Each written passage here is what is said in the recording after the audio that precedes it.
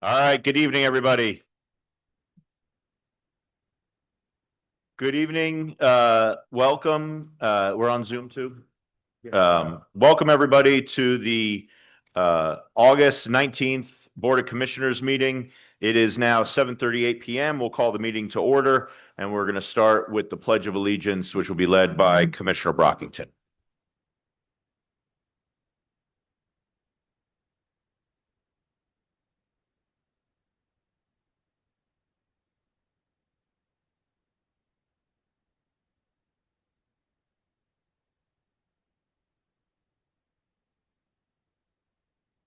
Thank you, Commissioner Brockington. Item number 2, the roll call. Manager Elliott, would you kindly call the roll, please? Yes, good evening. Commissioner Arman, Present. Commissioner Brockington, Here. Commissioner Jericho, Here. Commissioner Lewis, Here. Commissioner Norris, Here. Commissioner Stein, Here. and Commissioner Jeremy Walls. Here. Everyone's present.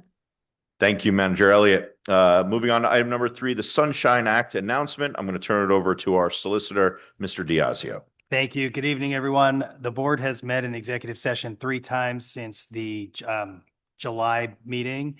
The board met on August 5th, August 12th, and this evening, August 19th. The subject matters of those executive sessions, all 3 were regarding the ongoing litigation around the swimming pool at the former Melrose Country Club site. And then this evening, we also discussed a number of personnel items, the status of 3 pending personnel investigations, and then also ongoing litigation initiated by our former township manager, Brian Haver. Thank you. Thank you, Mr. Diazio. Moving on to item number 4, this is the time for public comment on agenda items. This is the time when folks may speak only on agenda items. I know there are a lot of people here talking about things that may be not on the agenda.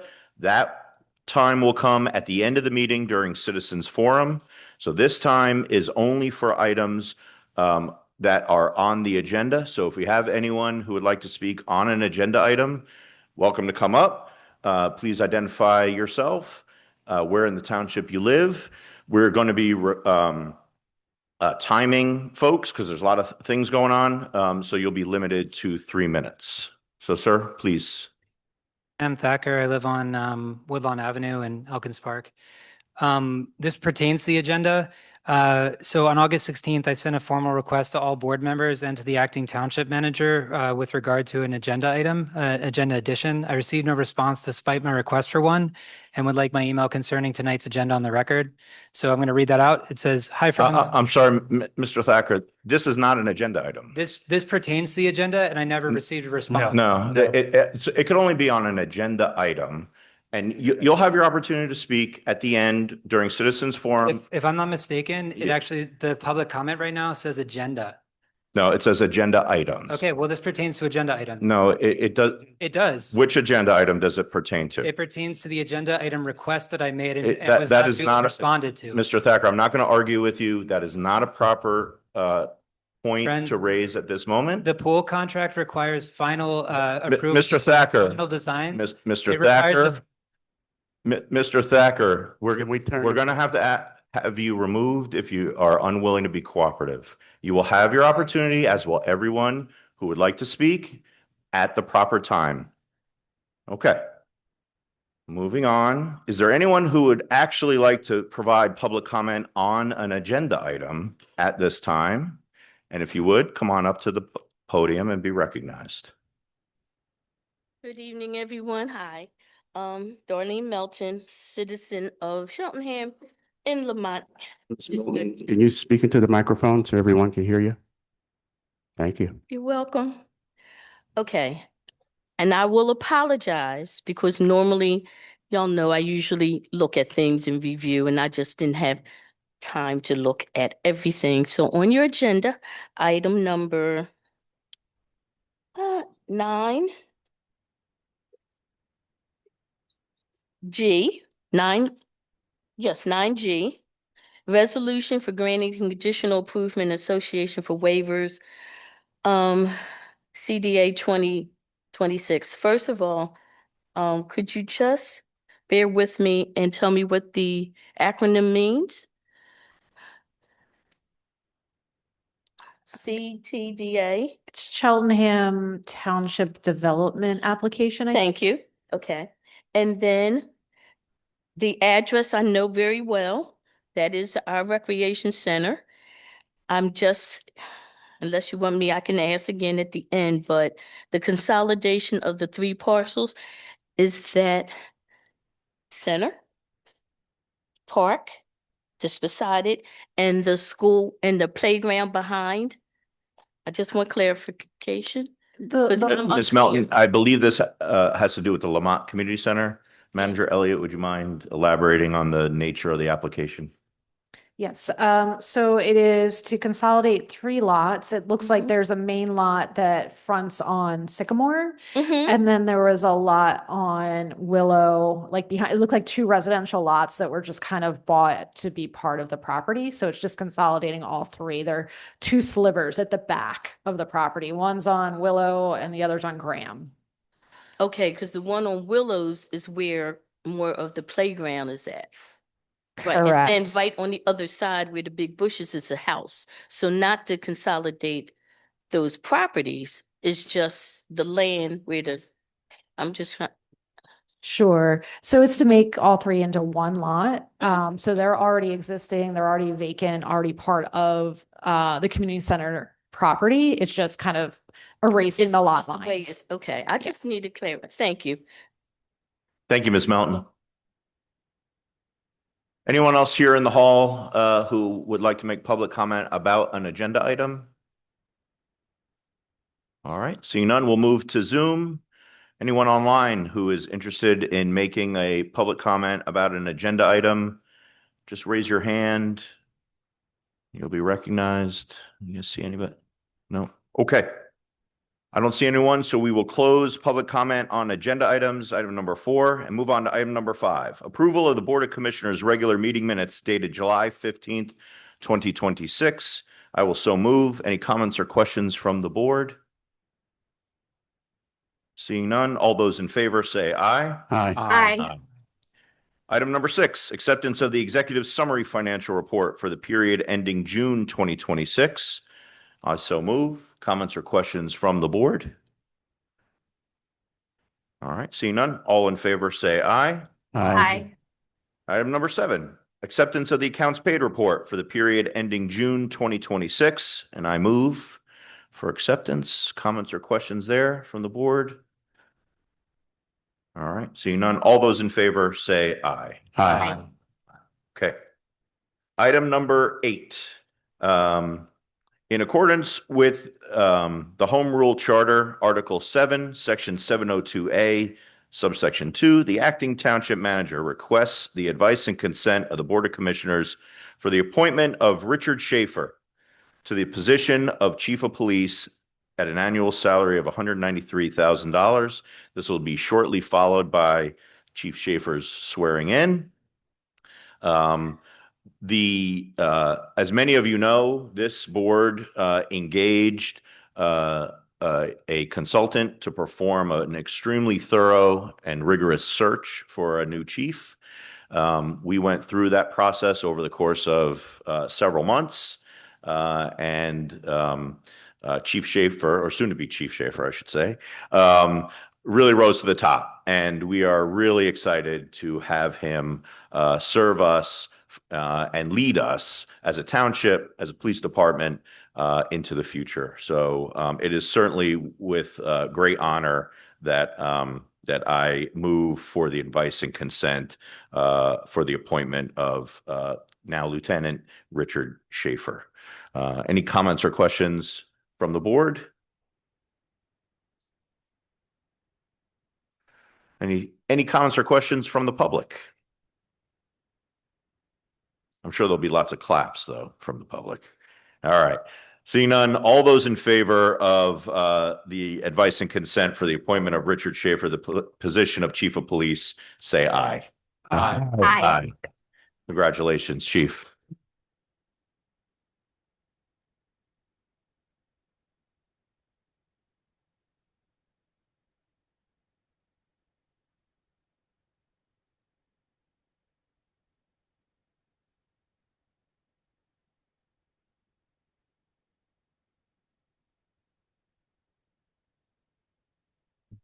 And now we're very lucky to have the Honorable Chris Sersky here for the swearing in of Chief Schaffer. So Chief, come on up, Judge Sersky, and we will commence with the swearing in.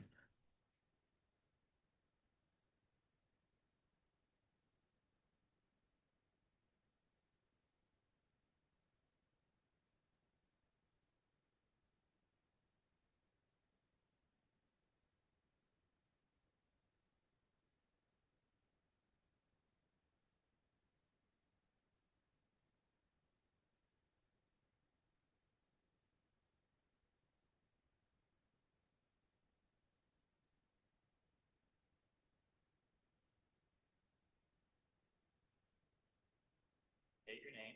I, Richard Schaffer, Do solemnly swear do solemnly swear that I will support, obey, and defend that I will support, obey, and defend the Constitution of the United States, the Constitution of the United States, the Constitution of this Commonwealth, the Constitution of this Commonwealth, and the Home Rule Charter of Cheltenham Township, and the Home Rule Charter of Cheltenham Township, and that I will uphold, obey, and enforce and that I will uphold, obey, and enforce the law without consideration to the law without consideration to a person's race, color, sex, a person's race, color, or sex, religious creed, sexual orientation, religious creed, sexual orientation, gender identity and gender expression, gender identity and gender expression, age, national origin, age, national origin, ancestry, handicap, or disability, ancestry, handicap, or disability, and that I will discharge the duties and that I will discharge the duties Chief of Police of the Township of Cheltenham of Chief of Police of Cheltenham Township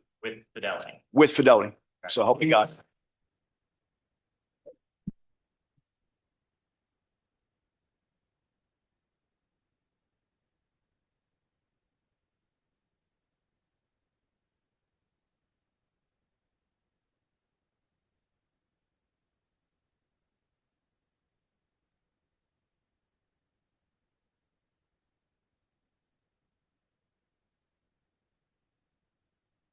Thank you, Judge Sersky. Chief, we're going to pause to take a few photographs. That's all right. Thank you.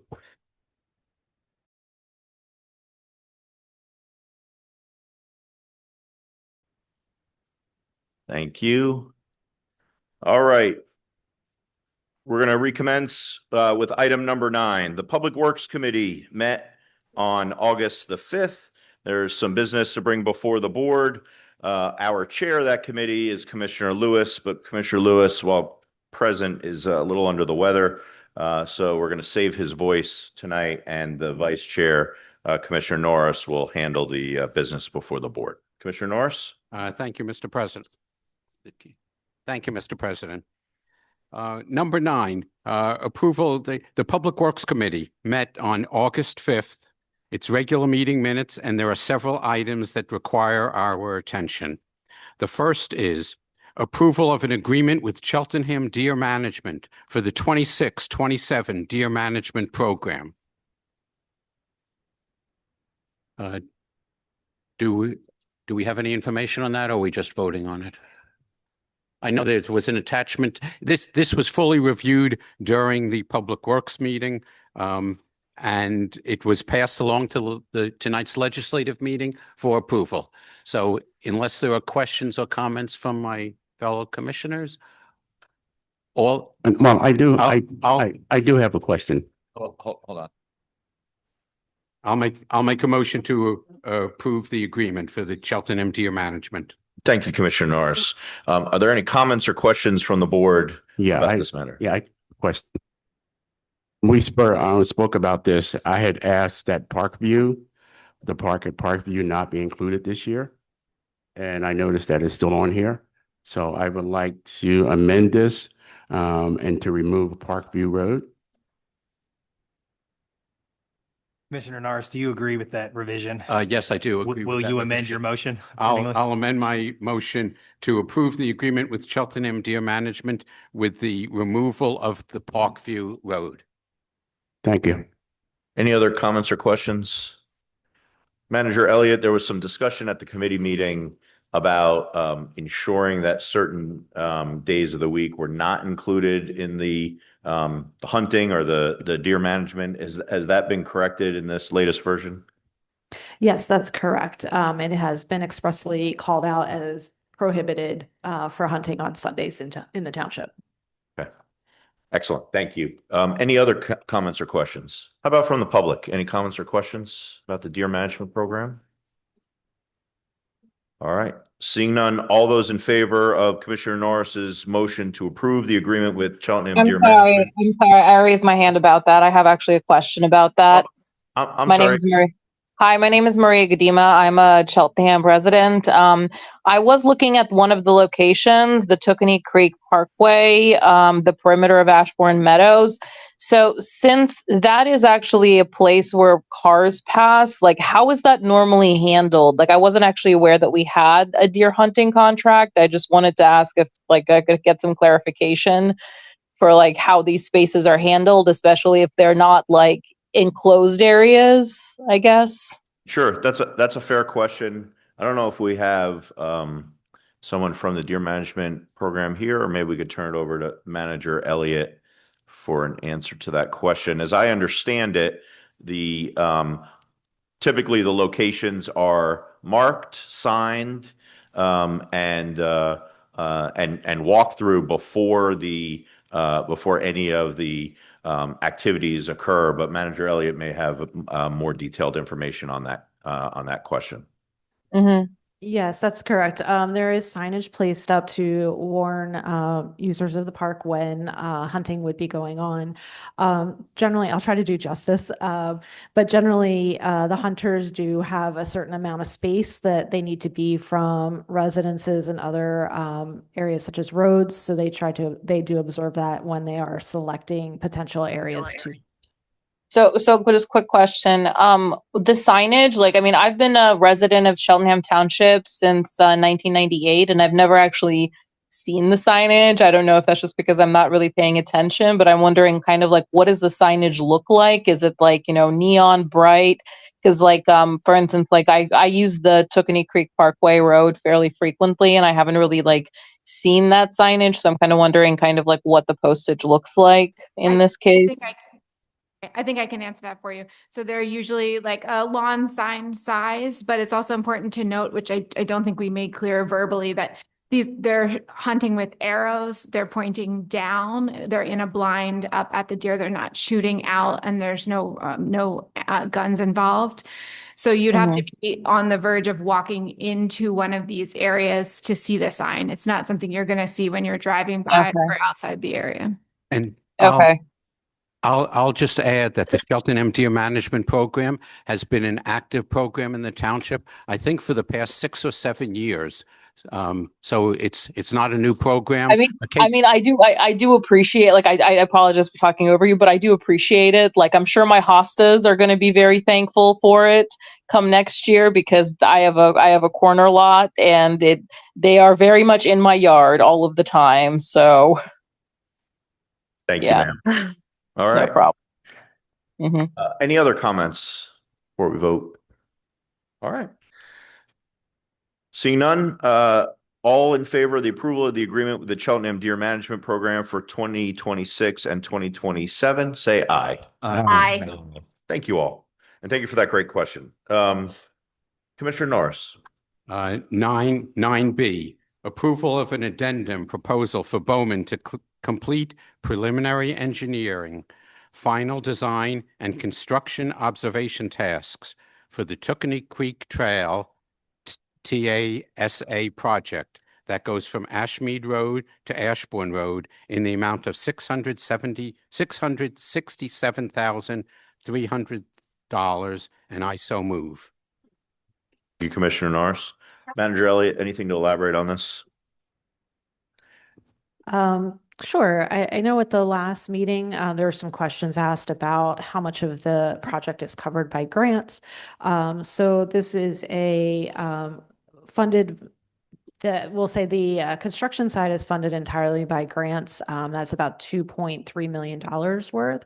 But the design work and permitting work is funded by the township, which is about $835,860. So it's about roughly about a 73-27% matching. Okay. Any comments or questions from the board? From the public? Okay. I wasn't sure if Commissioner Shermy Walls was trying to make a comment. No. Okay. Okay. Seeing none, how about from the public?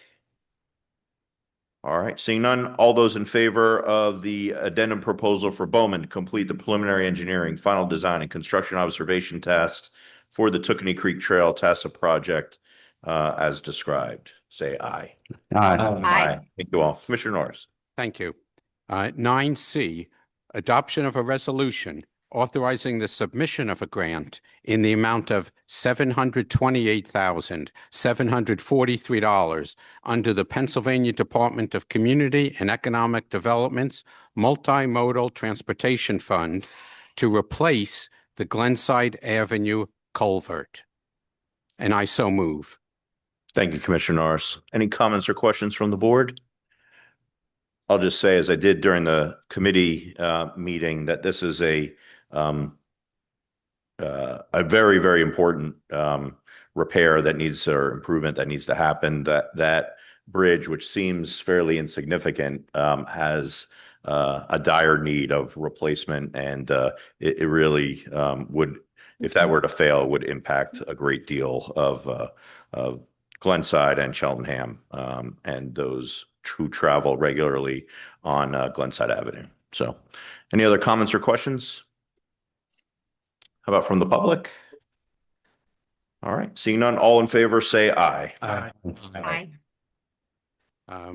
9D, award of a contract to Eagle Contracting and Landscaping, Inc. in the amount of $399,725 for the Carroll Avenue Stormwater Improvements Project, and I so move. Thank you, Commissioner Norris. Any comments or questions from the board on this item? All right. We had extensive discussion at the committee meeting on this as well. This is an important issue for the Carroll Avenue neighborhood, and special thanks to Sam Brinker, our stormwater management coordinator, who has just done great work shepherding this project through. So thank you to her. Any comments from the public? All right. Seeing none.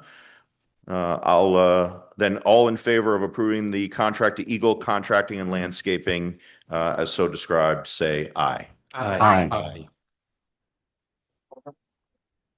Okay. 9E, award of a contract to Dano Enterprises, Inc. in the amount of $31,334.40 to purchase biodegradable paper, leaf, and grass collection bags between September 2nd, 2026 and August 31st, 2027. That's 54.4 cents per bag. I so move. Thank you, Commissioner Norris. Comments or questions there? Matt, it looks like Ms. Thacker online has a question. I don't know if it's related to this, having trouble raising her hand. Yeah, thank you. I don't know why I can't see in the Zoom where you click raise hand. Ms. Thacker, I'm sorry. First of all, would you mind just speaking up closer to your microphone so we could hear you better? Yeah, no and if you wouldn't mind identifying yourself in the area of the township where you live. Sure. Pam Thacker. I live in Elkins Park, resident. I can't find on the Zoom where you click raise your hand. I don't know if other people are having that problem, but I don't understand where it is in here. But I just had a question on those two bids that you guys just approved. I was just wondering if those were also if those had triple bids or not. I see you guys are approving them, and I know you probably discussed it in earlier meetings, but are those, Why are those the final bids that you're approving? Or the question is, why are we approving them? Yeah, why those? You said all in favor of approving those contracts, and then you said yes, and I was just wondering why. Why those? So in order to approve the contract, the Board of Commissioners has to approve it. Mm-hmm. Were there other bids that you were considering with those prices? I was just wondering. So I think that, I believe so, and I think that information is probably in the packets and as part of the committee meetings. Okay, thanks. Thank you for your question. Okay. Okay. Moving on to 9F. I don't think we got to vote yet. Are the questions from the public on this item? 9F, yes. All right, so we'll go with Ivan Zivanovic. Yes, hi, this is Ivan Zivanovic. I live in Melrose Park off of Windsor Avenue. Just a couple of questions about the shovel shop. Subdividing puts the shovel shop. I'm sorry, sir. We're not on the shovel shop yet. We're still on the paper bags. Oh, I'm sorry. I thought you were 9F. Sorry about that. That's okay. Sorry. Keep your hand up. We'll come right back to you. Ms. Kashmar.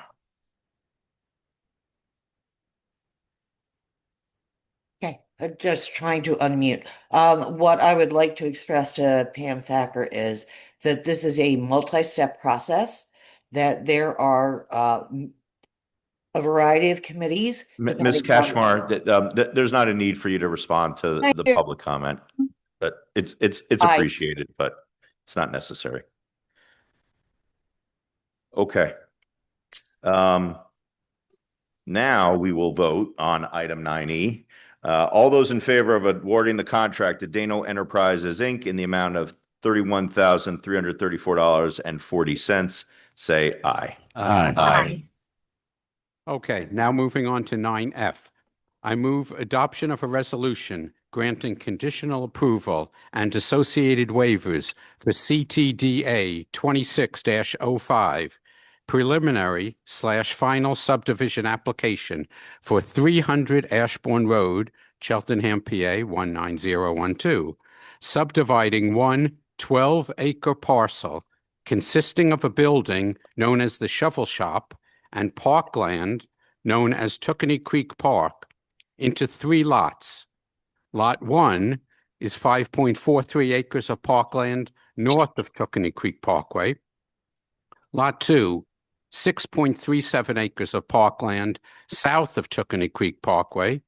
And Lot 3, 0.27 acres near the intersection of Tookenny Creek Parkway and Ashbourne Road, which contains a building known as the Shovel Shop with lots 1 and 2 in the R1 residential district and lot 3 in the R3 residential zoning district.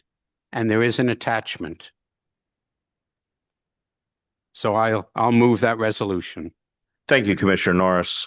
Manager Elliott, I think at the committee meeting, you gave a brief description of the nature of this resolution and the approvals. Would you mind just giving a brief summary? Absolutely. So this is to subdivide our parkland away from the shovel shop. So the park is going to be divided into 2 different parcels, one on each side of the creek, and the shovel shop will be separated. It kind of is separating the parcels based on natural resources and natural features and roadways. And also the shovel shop is its own separate zoning district. So it helps with use of the properties. Thank you, Manager Elliott. Any questions or comments from the board? Matt, it's Emily. Do you mind if I jump in for a moment? Please. There has been some confusion online over whether there are plans to sell that.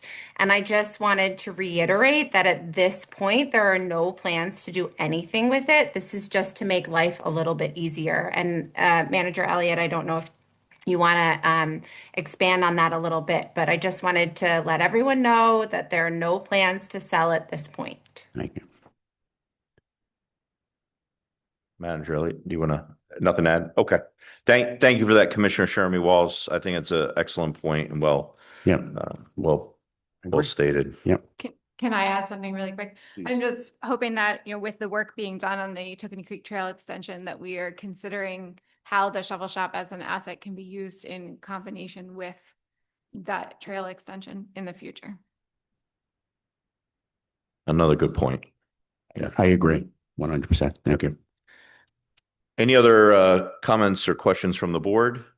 It looks like we may have some comments or questions from the public. We'll start with Emily Steinberg.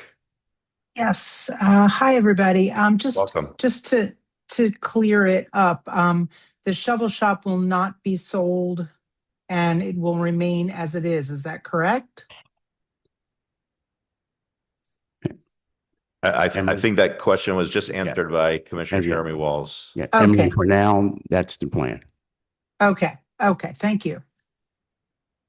Thank you. Next, it looks like, I'm going to go back to Ivan Zivanovic. I apologize. You took your hand You're down, okay. but it's back up, so you are now recognized. My apologies. That's fine. So Ivan Zivanovic, Elkins Park. So if we're not going to sell the shovel shop and there's no plans to sell it, are we securing funding in the capital program? Or is there's a plan to secure funding in the capital program? Let me make sure I'm understanding the question at least. Are you saying in order to do something with it, to rehab it or something like that? Correct. Yeah. In order to, what is the plan? Yeah, I don't know that the board has reached any conclusions on any plan at this point. Okay. But the budget process is commencing in the next month, and my guess is there will be some discussion about that and other facilities during that budget process. But I don't know that we have any set plans for the shovel shop at this point. Thank you. Thank you for your question. And again, I apologize for skipping you before. Jamie. Hi. This is Jamie from Rowland Park area. So as part of the facilities study a few years back, you guys agreed on the hybrid plan, which included divesting the shovel shop. Is that no longer the plan? So our facilities plan has, always was a plan that required continual updating and potential pivoting, depending on funding, depending on various circumstances. And I think we continue to use that as our model. But as you know, there have been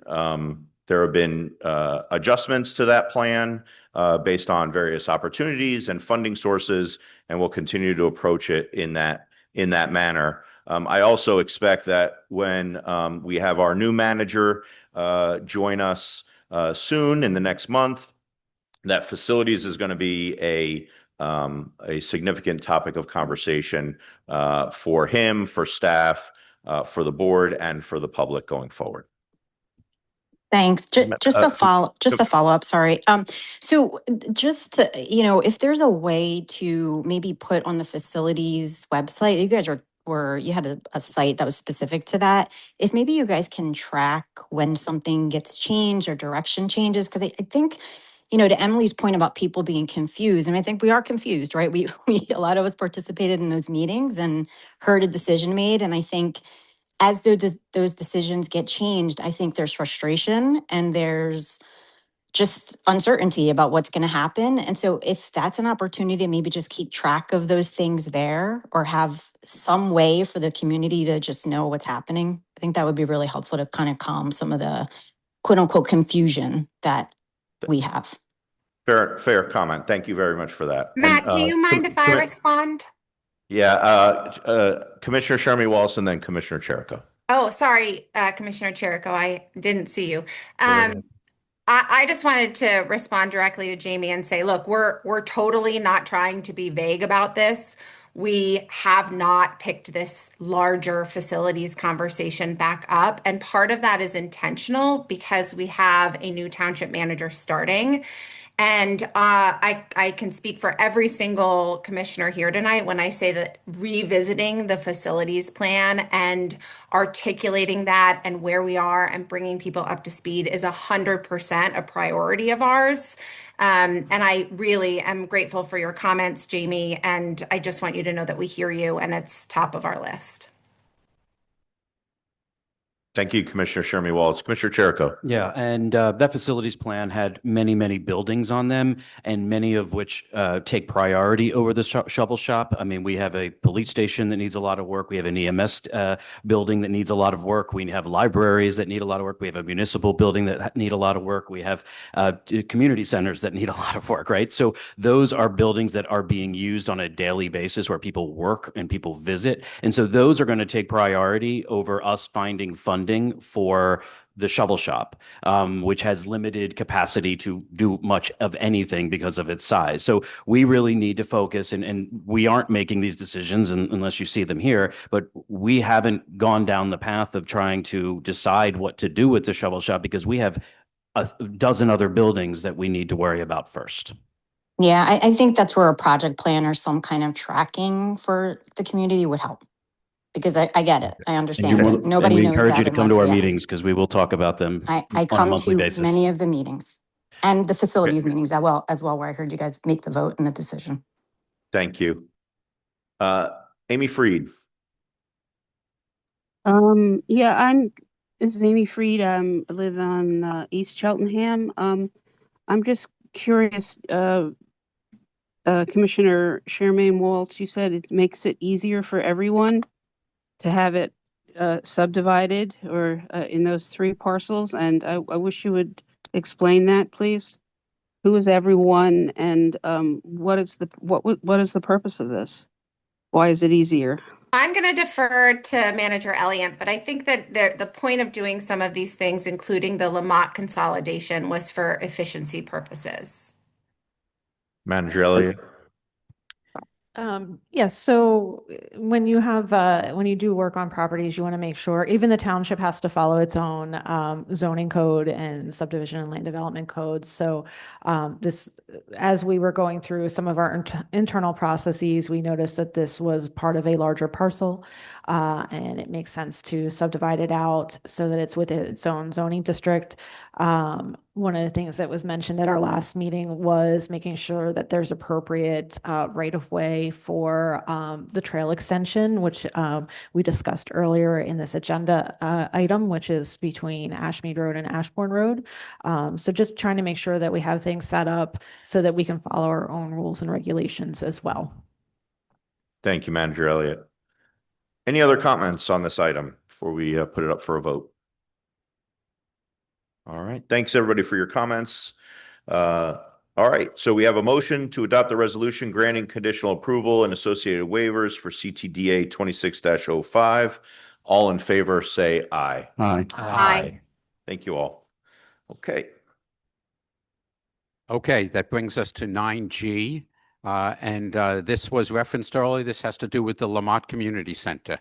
Adoption of a resolution granting conditional approval and associated waivers for CTDA 26-06, preliminary/final lot consolidation application for 7420 Sycamore Avenue, Elkins Park, PA 19027.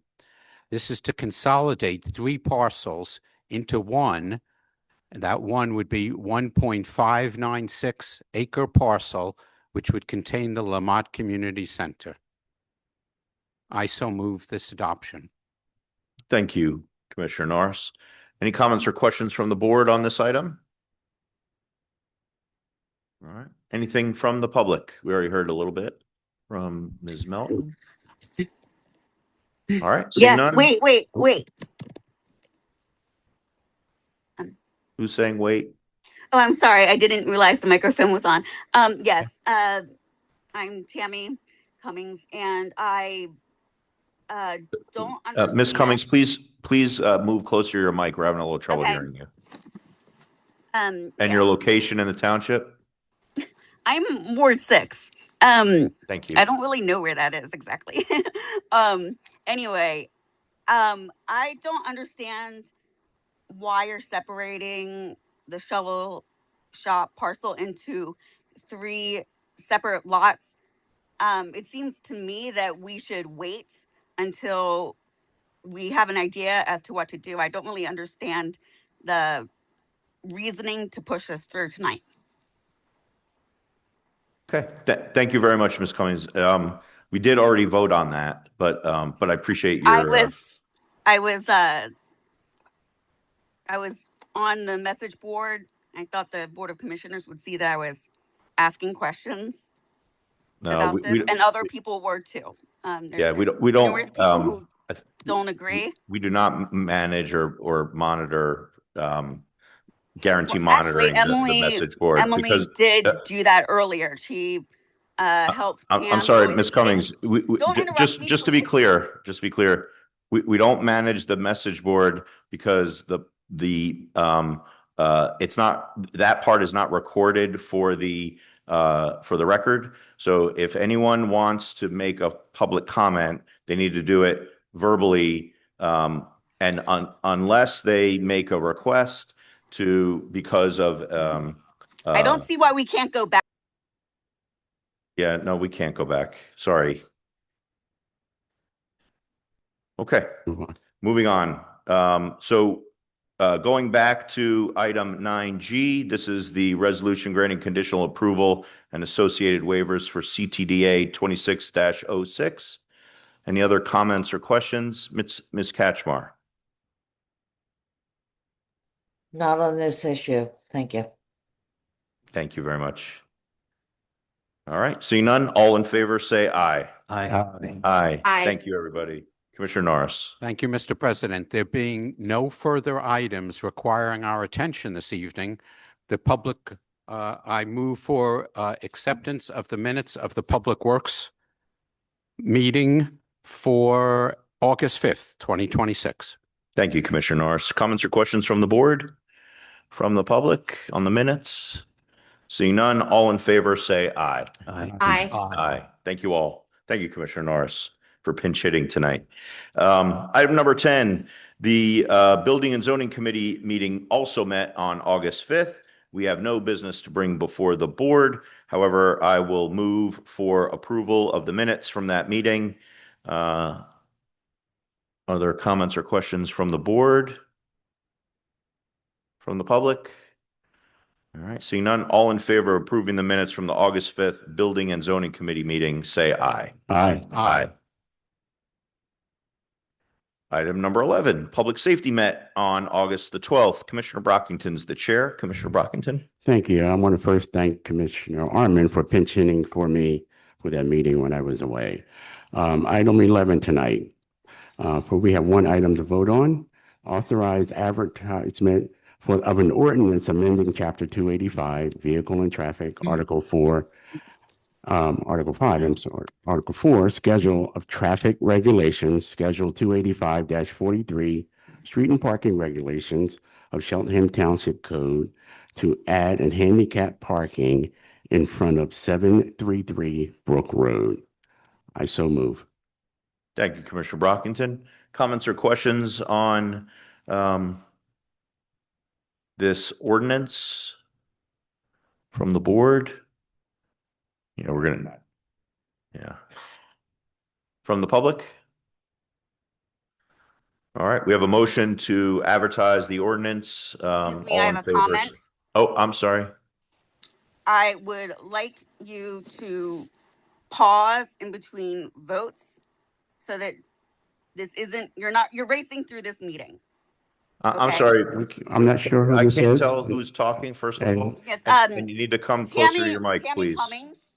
Tammy Cummings, and there's other people in our group who agree that you're moving very fast and you're muting us mid-sentence where I can't even explain what I'm talking about.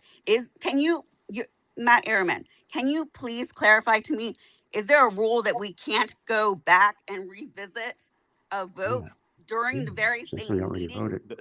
The answer is the Board of Commissioners could vote to go back, but nobody has. So Okay, well, could you please present this to the Board of Commissioners to please go back to the shovel shop vote? Ms. Cummings, your request has been heard, and we appreciate it, but How did you get a vote so fast? Matt, did you really get a vote from everyone, or did you just decide on your own that you're going to deny me? Ms. Cummings, this board has been elected to vote on these matters, and that's what we're going to do. We're not going to be You're not being interrupted. respectful, Mr. Ehrman. I'm sorry, I Please can't give hear me you. a We moment need to go back to the without agenda. interrupting me. The Zoom meeting here is out of order. Manager Elliott, if you can mute everyone on the Zoom. Who is Commissioner Arman, go ahead and resume the meeting. Thank you. No, I was asking, please. Ms. Cummings, I understand your The request. entire board. Ms. Cummings, I understand your request. I appreciate your comments. I'm being as respectful as I can. No, There's you're no one not. on the board. There's no one on the board who is willing to reopen the motion, and we're going Why to move not? on. Why? I don't And we're gonna- understand why three. Ms. Cummings, if you can't control yourself, we're going to remove you from the meeting, and I really don't want to do that. So please, please let us move on with our meeting without being interrupted. I asked you for clarification.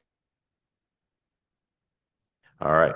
So we have Maria Gudima, and I assume that you are prepared to or have a comment about the. Yes, I do have a comment about the meeting. It's not specifically relevant to the thing we were talking about just now, but I do want to say my name is Maria Gadima. I'm in the Cheltenham Elementary area, but to the person that was just speaking, I understand that the Zoom is confusing, but if you just click the more with the three dots, there is an option to react and raise your hand. I understand that it feels like you're being kind of railroaded, but there is, a method to the madness, as it were. This is my first time on a Zoom for a commissioner meeting as well. And I understand that it's frustrating, but we may need to just follow the rules is kind of what my point is. And that's all I wanted to say. Thank you. All right. Are there any comments about this particular item that we're about to vote on? This particular item, for everybody's recollection, happens to be authorization of the advertisement of an ordinance amending Chapter 285, Vehicles and Traffic, Article 4, as set forth in item 11A. All right. All in favor, say aye. Aye. Aye. Thank you. Thank you, Mr. President. At this moment, I'd like to also vote on the minutes from our meeting on August the 12th. All right. Comments or questions from the board on approval of the minutes? From the public? All right. Seeing none, all in favor, say aye. Aye. Aye. Thank you. Thank you, Mr. President. Thank you, Commissioner Brockington. On to item number 12, Public Affairs also met on August 12th, 2026. Commissioner Cherico, take it away. Thank you very much, Commissioner Arman. We have two items to vote on. First, the adoption of a resolution approving the installation of the Keswick Avenue SEPTA Bridge mural pending final design. The previous mural was older and was damaged. Part of it was damaged during the installation of that new bridge last year. And so with the help of Arcadia and SEPTA's approval, they're going to be painting a new mural on both sides of that overpass there. The design is not, I don't know, it's not in our packet here, but maybe online. If not, it is in the documents from last week's committee meeting. So I'd like to make a motion to adopt that resolution for the installation of the mural. Thank you, Commissioner Cherico. And in fact, it is in the meeting agenda for the committee meeting from last week. Comments or questions from the board on this motion? Yeah, Commissioner Stein. Quick, that the mural seemed to have come out of a good public process that was held over in Glenside between the Glenside civic groups and Arcadia. And we appreciate their work on it and looking forward to them putting it up and also planting those beds under the bridge there. Yeah, thank you. Commissioner Brockington. Yeah, I have a question. Any timeline on when this will be done? We'll start I it? think they said they were hoping to start in September. So pretty soon. Okay, great. Yeah, and just for everybody's benefit, this is the latest in several public art projects that have been commissioned on behalf of the public art program at Arcadia, and that dot across particularly Glenside, but also the high school. And it really is just an amazing experience to work with Arcadia and the artists and the legacy that they leave behind in these public art projects, whether it's the mural under the SEPTA Bridge, whether it's the installation near the Glenside Library, or many of the others. It really is just an amazing experience. So if you haven't had the opportunity to check it out, please do so. Okay. Any other comments from the board? No. I see a couple of comments from the public. Thomas.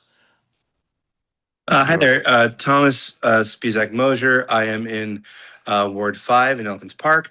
I'm also the chair of the Cheltenham Township Community Development Corporation. And I just want to say thank you, commissioners, on this. I think this is in line with something a number of the people throughout our community have been looking for. I know members on my board specifically have talked about the desire to see more mural projects like this. And when I saw this recently, I'll admit I number of things juggling, so I haven't been able to pay as much attention to some of what you guys are doing, but it's really great to see something like this happening and moving forward and getting the support that it deserves from the commission. And I hope that we have many more projects like this throughout. And, you know, any way that the Development Corp can be a partner and an ally in making projects like this move forward, we'd love to. So thank you. Thank you, Thomas, for your thoughts, but also the offer of cooperation. We are always looking to team up, and we know that you've been a great advocate for Cheltenham over the years, and we continue to look forward to working with you and the organization. So thank you. Other comments? I thought I saw somebody else with their hand up at some point. Okay.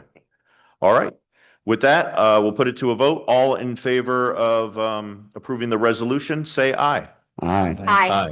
Thank you. Back to you, Commissioner Cherico.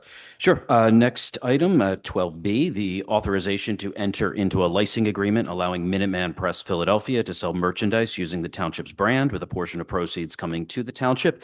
For those that don't know, we do have an online store with shirts and hats and mugs and keychains and bumper stickers and everything that you could imagine on the with the township brand. And we had been working with Minuteman Press Glenside, but that was not being fulfilled locally. So it was being fulfilled, I think, in another state. This will be printed and fulfilled locally.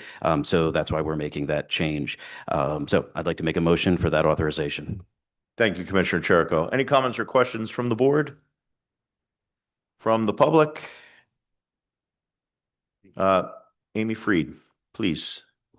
Yes, I wondered if there has been any effort on the board's part to determine that where these and under what conditions these materials have been manufactured. There's lots of sites on the web which talk about working conditions in various countries and in the United States, and also whether there had been any effort to have them be union made. Yeah, Ms. Freed, I don't know. I know that they're sourced locally in Philadelphia, but I don't know that we have an answer to that particular question. Well, I'd like to get an answer to that question, please. I don't think that we should be doing business with sweatshops, either domestically or internationally, to sell our township. I think that's a fair comment. I don't know that that there's any evidence that we're doing business with sweatshops, just to be clear. But I understand the apprehension. Can I get an answer then at some point from the commissioners that they've investigated this? Because no one is going to announce. Excuse me, I'm still talking. No one's going to announce that this is a sweatshop, made. Ms. Freed, the answer is yes. We'll have staff get back to you with an answer to your question. All right. Any other comments? All right. Commissioner Stein. I'm just going to point out that this is not stock of items that the township has purchased. These are made to order items when individuals buy them through the township website. So the township has not bought a bunch of items that may or may not have been made in unethical ways. So just to make that clear. Yeah, I think it's a good point. And they are being printed in a union print shop as well. Okay. See no other comments or questions. We have a motion to authorize to enter into the licensing agreement. All in favor, say aye. Aye. Aye. Thank you. And finally, I'd like to make a motion to accept the Public Affairs Committee minutes from August 12th, 2026. All right. Comments or questions from the board on the minutes? All right. Seeing none. All in favor, say aye. Aye. Aye. Mr. Thacker, you're not recognized right now. Sorry.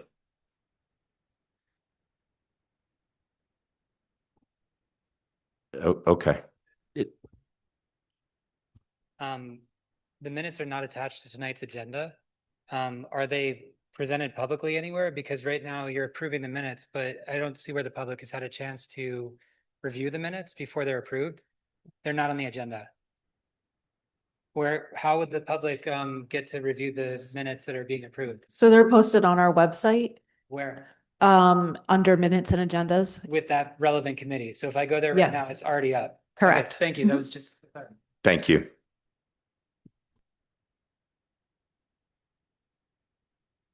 It would be unusual if they weren't posted. That's why we looked confused. So, all right. Moving on to item number 13. Thank you, Mr. President. And Commissioner Norris. Thank you, Mr. President. The Finance Committee met on August 12th for its regular meeting. There was one large item that requires our attention this evening. That is an award of construction contracts to the apparent low bidders in each of the following contracts for the Mott Community Center renovations project, totaling $8,806,185, subject to satisfactory completion of due diligence by the township's architects. That $8.8 million is made up of 4 contracts, as noted in the agenda. The first is a general contract, and the apparent low bidder is Urig Construction, Inc., $5,516,290. The mechanical contract would go to Clipper Pipe and Service, Inc. for $1,007,000. The plumbing contract to Guy M. Cooper, Inc., $753,500.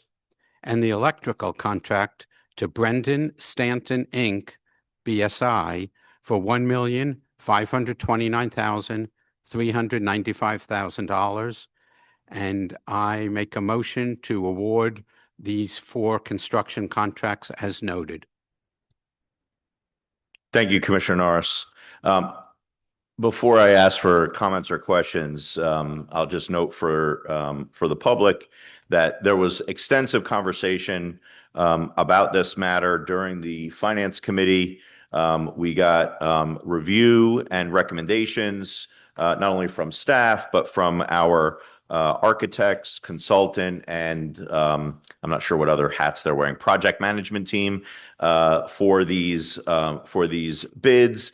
I do recall that there was one question on one of the contractors, and I'm not sure if they're part of this approval at this point.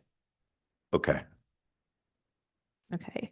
Yes. One of the outstanding items was performing due diligence on the mechanical contractor, Clipper Pipe and Service. Our architects who are online tonight as well were able to do their due diligence and check with them, and everything comes back clean. So we are all recommending approval of these contracts. I see Mr. Levine on. Is there anything you want to add? I don't want to put you on the spot, but. No, we're good. We have experience. Our mechanical designer has experience with this contractor, and we've also talked to the contractor. They have experience with the systems designed in the project, so we have no objections to them at this time. And so you concur with the recommendation of all these contractors, correct? Correct. Okay. And for everyone's benefit, Commissioner Brockington reminded me that I should identify who Mr. Levine is. He is one of our architects and consultants on this particular and other facilities projects. So, and we really appreciate his and his team's. I don't know if Eric's on. Oh yeah, Eric's there too. Eric Gianell, their work for us on this and all our facilities projects. All right. Any other comments or questions from the board on the approval of the contract bids? How about from the public? Okay, Ms. Freed. Yeah, Well, I'm sorry, Ms. Brown. We're gonna go. I'm sorry, you my came up- hand, my That's okay. You came up in an order on my screen. We're going to go to Ms. Freed, then we'll go to Ms. Brown, then we'll go to Ms. Iser, Okay, thank you. and maybe Ms. Melton. Unmute. Yes. Ms. Freed. On these, for example, taking any one of these contracts, how many bids did you get on these contracts, especially the one that's $1 million? Can you tell me how many bids you got and how you decided? A little bit more about how you decided that you needed to get bids. So I think the process was described in the committee meetings, but Manager Elliott, do you want to just give a very brief overview of the bid process for this particular project? Sure. So this is a multi-prime projects, which means that we have to award multiple contracts. So as they're listed out, we have a general contract, mechanical, plumbing, and electrical. So we had, I think it was 3 to 4 bids for each of the contracts, and we selected the lowest responsible bidder following our due diligence process. Thank you, Manager Elliott. No, I'm sorry, Ms. Freed. A $1 billion contract, you had 3 bids. Can I just clarify? Can I clarify that? Thank you. Can I clarify that, please? No, I think you asked your question. You got it answered. We're going to move on to Ms. Brown. Ms. Brown, do you have a question? Yes, I just wanted to know, now that we have the bids, where do we go from here? What's the next step? Yeah, great question. Manager Elliott? Or maybe Mr. Levine. Sure. So the next phase is getting the contracts in order and insurance and all the other pre-construction documents organized and set. And then we have a pre-construction meeting and a notice to proceed. And usually there's a number of days or months from the notice to proceed until they're able to get started on construction. That's kind of their lead time in ordering materials and mobilizing the site. I don't know if Mr. Levine or GNL want to add any more information to that. Yeah. So I'm still on. Hi, Drew. But are we going to, so can you tell me, Allison or Drew, when the actual groundbreaking is going to happen? Commissioner Cherrifield. Sure. So I'll take that. As far as we know, and as far as last I spoke with Mr. Levine, we hope to do the ceremonial groundbreaking at the Camp William Penn Day in September.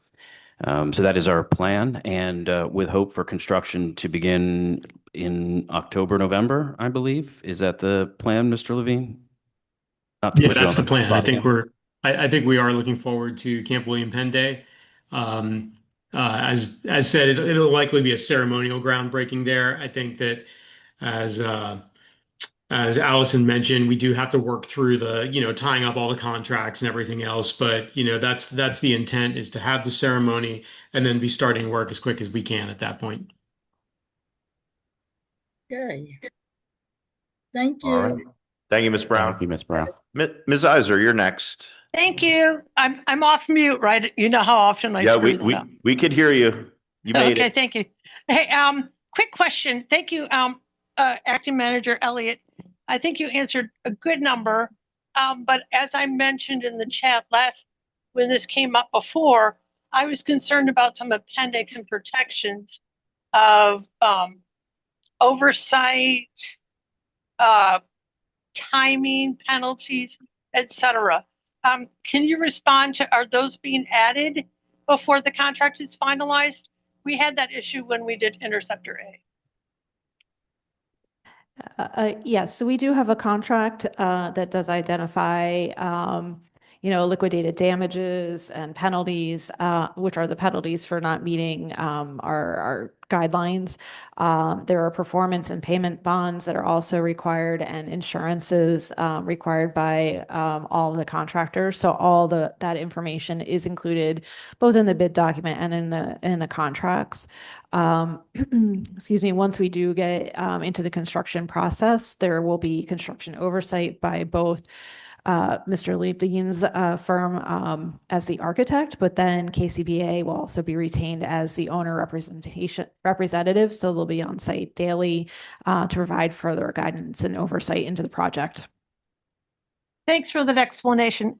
It was joked that nobody wants to read the 4,000 documents. I'm in the middle of it. So thank you for that explanation, because that is a concern if they're not addressed. So I appreciate the further explanation for everyone. Thank you, Ms. Iser. We have Joyce Galliard on Zoom, and then we'll go back here in the hall. Ms. Melton, you'll be next. Yeah. Hi, my name is Joyce Galliard. I live in the Mott area of Cheltenham Township, but my husband Barry has the question. He's on here with me. Okay, go ahead. I'm Barry Vincent Galliard, Vice President of Lamont Citizens United. My question is, these approved contracts, do they include any minority-owned companies?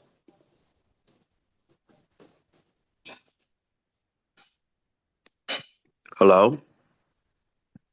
I think they're trying to find out. That we're looking around to get an answer to your question. It's my understanding that any firm is welcome to bid, and we have requirements about taking the low bidders. So I don't know the answer specifically, but what I can tell you is that any company, whether it's minority or not, had an opportunity to bid, and there were several bidders, and then we have an obligation to take the low bid.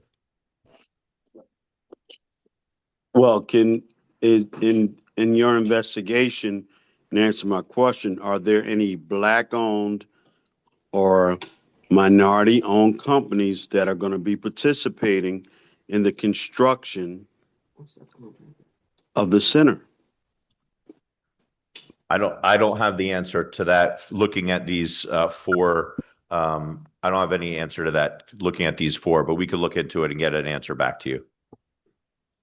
I'd appreciate an answer back. Thank you. Thank you. Manager Elliott, could we make sure we get an answer to Mr. Galliard? Excuse me. Okay. Ms. Melton, you coming up next?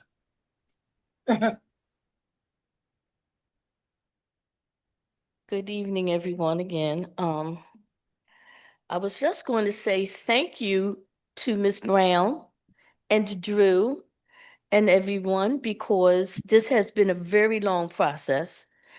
And where things were supposed to start, I understand why things couldn't. So I'm not going to go there. I'm just happy that the bidding started and it stopped. I mean, and it's, it's finished. And thank you, Ms. Jerry, for asking me the question I was going to ask, because for some reason, people come to me like I know the answer to them. I don't. So it could be a couple of weeks, couple of months. Okay. But Mr. Barry brought up a statement, and I just have to say that in going through the process and having the meetings inside the Lamont Community Center, where Drew and everyone came to show the process and the plans, someone else in the community asked that same question, that when you start to bid, would you be looking at either local businesses, minority businesses? And that question was asked. And if my memory serves me right, they were given I'll say okay, like yes, you know. Now whether they meant it, whether they said it just to appease this crowd that was behind them, I don't know. But when he brought up that subject, yes, that was mentioned that they were going to try to use minority and local businesses. But I understand in contracts and bidding that you have to go for that low bid. My concern, because sometimes they tell us to go, you get low, medium, and high, and you go in the middle. Sometimes low is good, sometimes low is bad. My only concern is who's going to come in after and check everything that they're doing.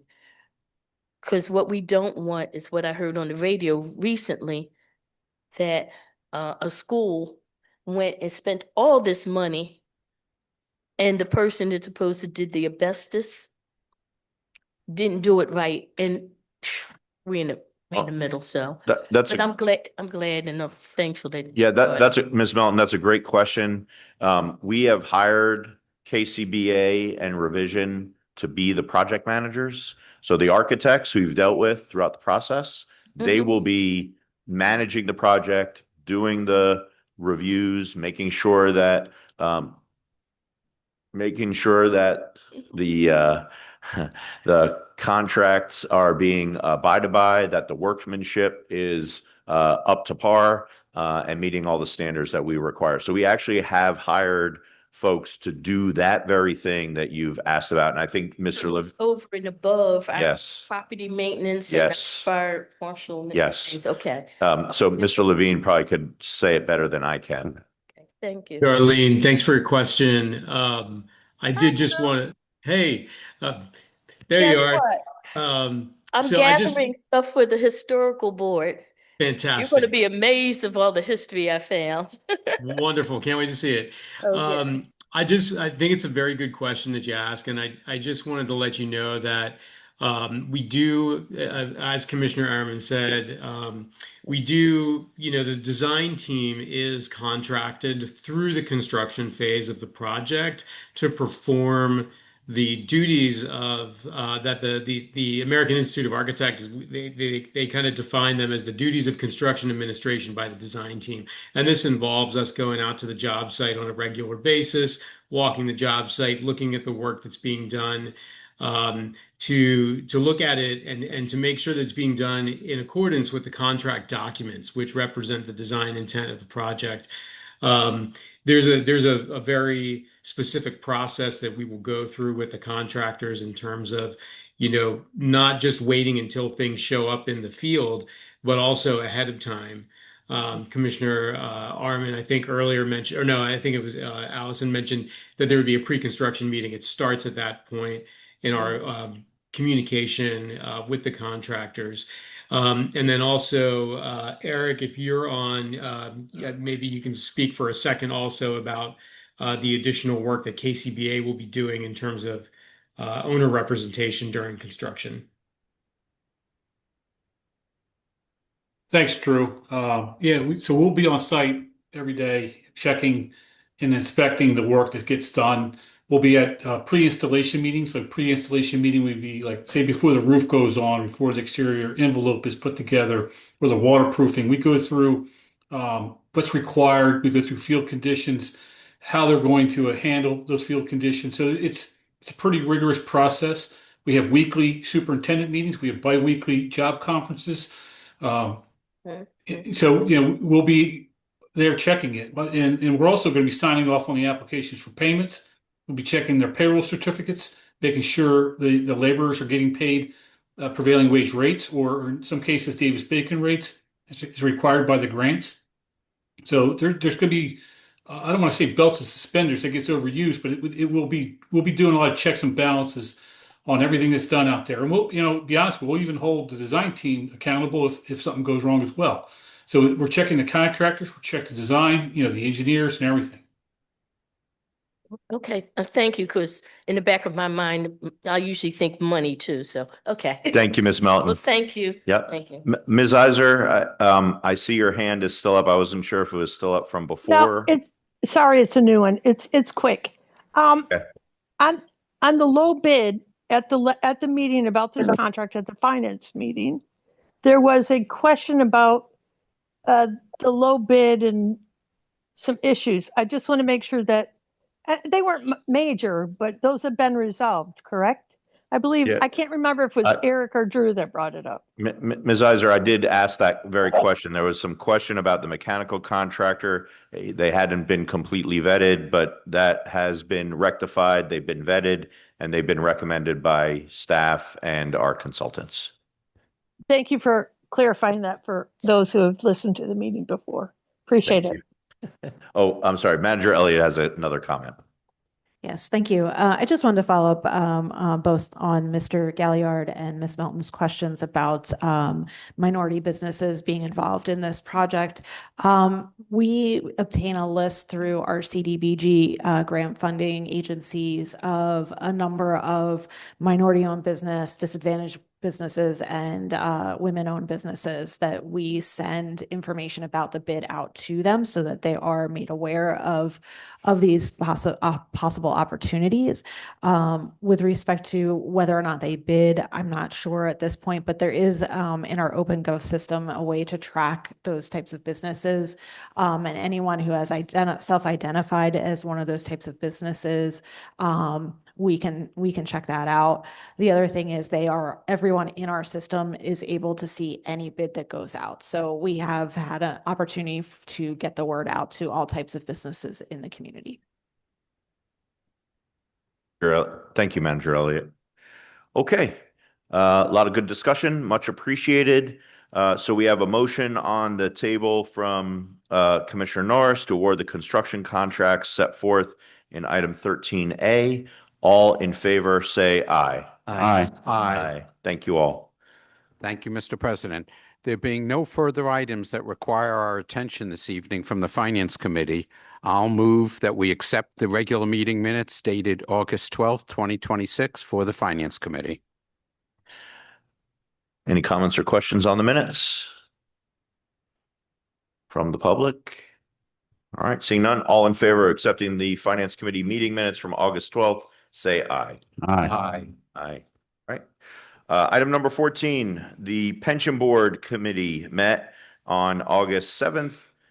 Thank you, Commissioner Stein, for chairing that committee. I believe there is no business to be brought before the board this evening, so I will move for approval of the regular meeting minutes from that meeting. Any comments or questions? All right. All in favor, say aye. Aye. Commissioner Brockington, do you want to vote? I guess. Aye. We got an aye from Commissioner Brockington. All right. Thank you. Moving on to 15 old business. Consider awarding a contract to JD Ekman Inc. in the amount of $262,000. Brockington is. I'm sorry. Okay. Back to the agenda. Item 15A. Consider awarding a contract to JD Ekman Inc. in the amount of $262,792 for emergency stabilization repairs to the high school road retaining wall. Manager Elliott, do you want to give a brief overview of this matter? Excuse me. Yes. So this is for the retaining wall across the creek at High School Road. So this is a wall that is being undermined by the creek. So we have done an emergency bid in order to ensure that we can make those temporary repairs. And I believe it's a 5 to 10 year timeline. We also have some grants and designs in to be able to do more permanent repairs in the future. Okay. Comments or questions from the board on this item? Anyone from the public? Mr. Zavanovic. Yeah, just a real quick question. Is this coming out of a dedicated fund or a general fund reserves? Manager Elliott. I believe it'll come out of our stormwater fund. Thank you. Thank you. All right. Any other comments or questions? Anything from the public on this item? All right, seeing none. All in favor of awarding the contract to JD Ekman, so described, say aye. Aye. Aye. All right. Is there any other old business from the board for tonight's meeting? All right, seeing none, we'll move on to new business. We have one item for new business.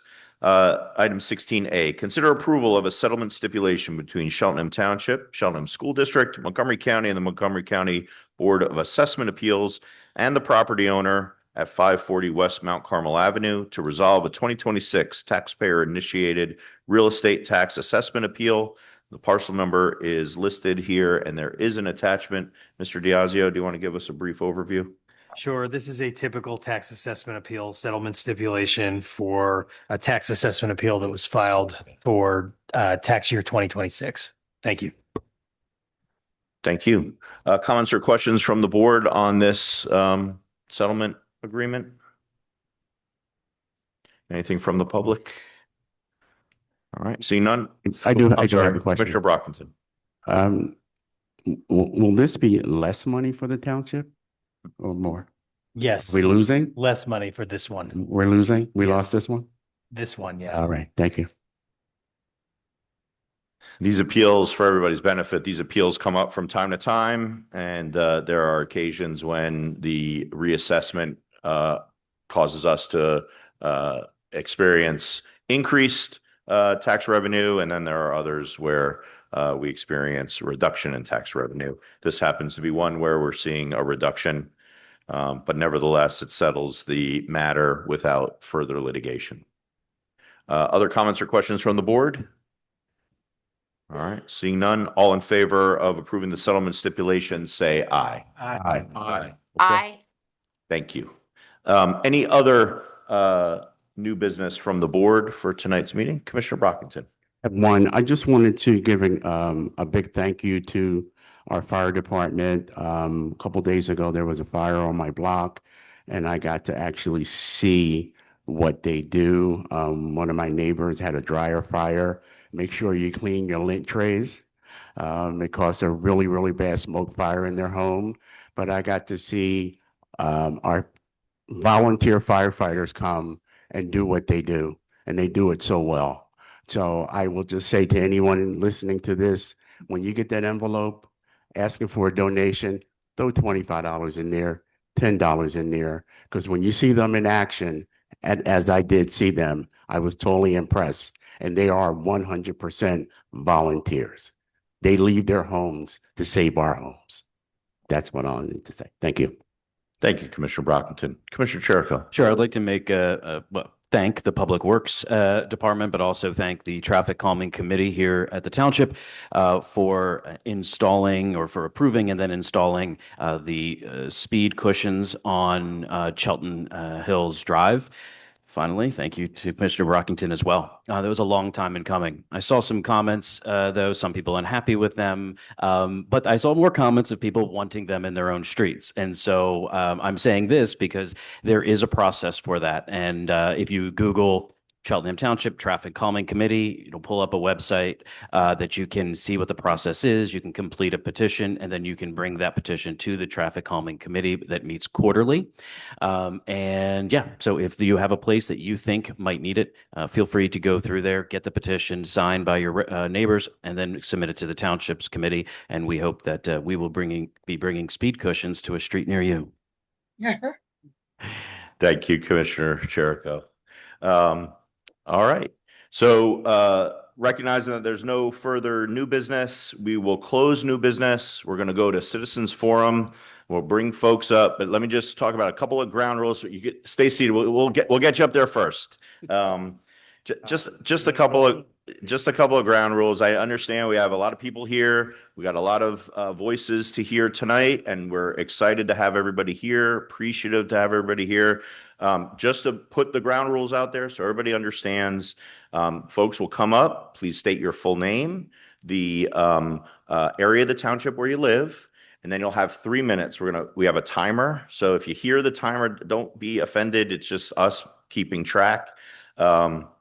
We will not interrupt you during your comment. We'll let you finish. And then if there's anything the board wants to say in response, we'll do that at the conclusion. Okay. We're not going to engage in like a discussion or a back and forth. This is your opportunity to let us hear from you on that. I know there's going to be a number. We're going to start last ground rule. We're going to start here in the hall. We'll get everybody here in the hall who wants to talk. And then we will close public citizens forum here in the hall, and we'll move to Zoom. I already see a bunch of hands up. That's great.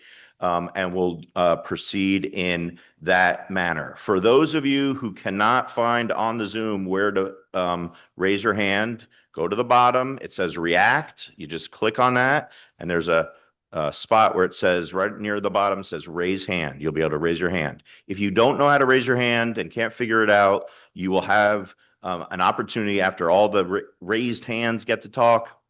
Then you could just sort of yell out and we'll recognize you. Okay. We're going to make sure everybody gets an opportunity to speak. Before we go to citizens forum, I know there's a lot of people who want to talk about the pools. So I just wanted to raise a couple of issues about the pools that have, as many of you know, there's been some litigation. There's been some public commentary. The township put out an FAQ. So there are a couple of items that have been discussed in the public, whether we got it through word of mouth or phone calls or emails. And there are a couple of things where maybe the FAQs didn't do a good job of answering all the questions. So there's just a couple of things I want to raise in advance. Maybe this addresses some of your concerns, maybe not. But I do want to put it out there in terms of clearing up any confusion. I am not going to discuss, nor will anyone on the board discuss, the litigation related to the pools on advice of counsel. That process is going to work its way through the court system, and the outcome will be what it is. I will say, however, that there have been some allegations that the township is spending lots of taxpayer money on highly paid attorneys. The answer to that question is that is not accurate. We have an insurance policy that's covering the attorney costs for this matter. So the attorneys who are representing the township in this matter are being paid through the insurance policy, not from taxpayer funds directly. That being said, there may be costs associated with the litigation, and that would necessarily be in the form of delays, missed opportunities, increased construction costs, but those are not direct costs being paid at this point out of township coffers, but it is possible that may be the case at some point. So that's one thing I wanted to raise. The second is there's been a lot of questions about the proposed Melrose pool and its association or relationship with the property itself, which is going to be part of a homeowners association. I'm not sure how many times I could say this. I've said it a lot, but I'll say it again for everybody's benefit. The pool and the property it's on. The pool and the property will be ultimately owned by the township. It will be run by the township. It will be managed by the township. It will be programmed by the township. It will not be subject to restriction by the HOA, by the developer. It will not, they will not be able to say who can go and who can't go and when it's full and when it's not full. That is a complete fabrication. It's just not accurate. I just want to put that out there. There's been some discussion about how we're going to pay for this. And I will say that the proposed cost that we have in the land, in the lease agreement is $4.5 million. I'm going to turn it over to Commissioner Norris to talk, who's our finance chair, to talk a little bit about the public budgeting process and how that $4.5 million fits into that process. So Commissioner Norris. Thank you, Mr. President. So just backing up just a brief second, Right now, we're in August. The budget process actually started about a month ago for 2027. So right now, the township, Janice Salerno, the township manager, they're meeting with various department heads. Janice Salerno is head of fiscal affairs, our director. They're meeting with department heads. We work on the budget for several months, and there are public meetings. There are at least 3 large public meetings open to the public and also on Zoom. So you're welcome to provide input to that. Okay. Last year, when we did the capital fund, we do an operating budget and a capital fund budget. Last year, when we did the capital fund budget, we plan the capital fund budget for 3 years.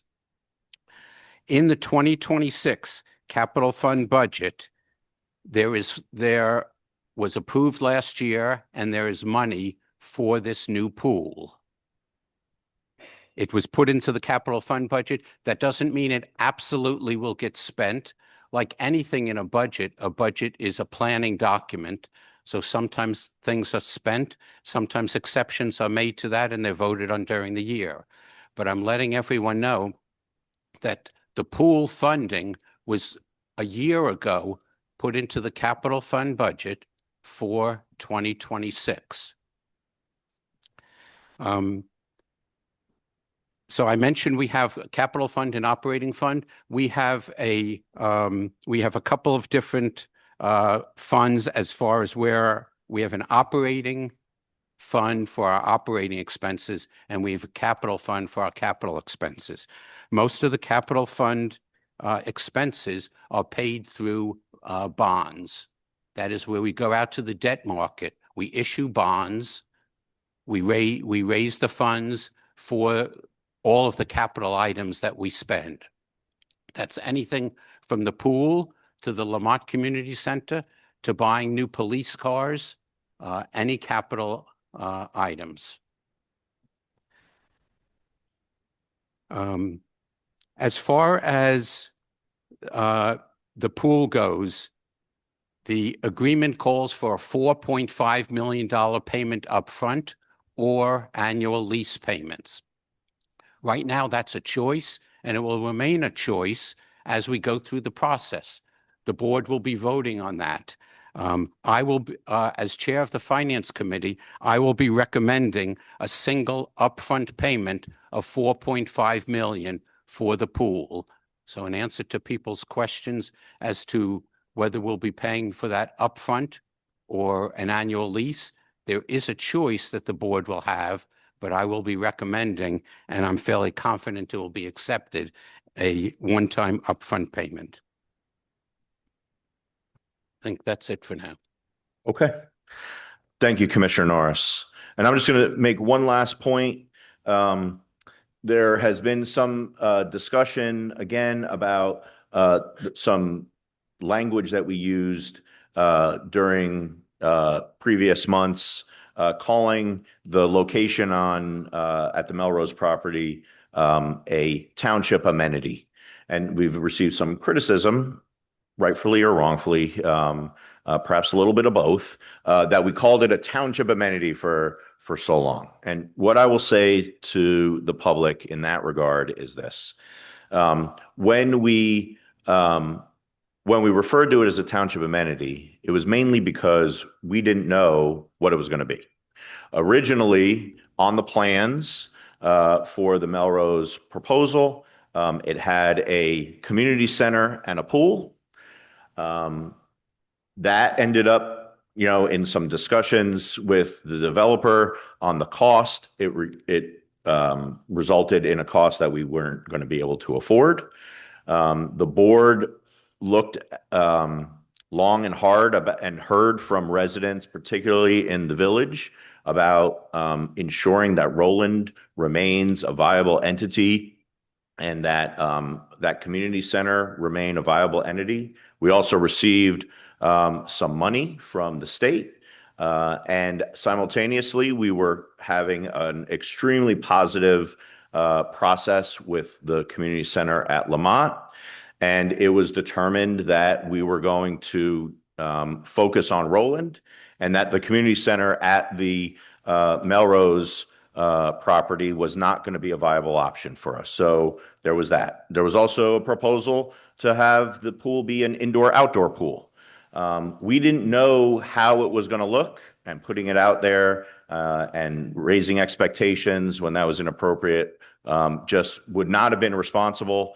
And that's why we called it a township amenity. What I will tell you is that the feedback we've received over the course of time, I mean, we have communications from the Planning Commission that advocate for the Melrose property to have the pool and a community center.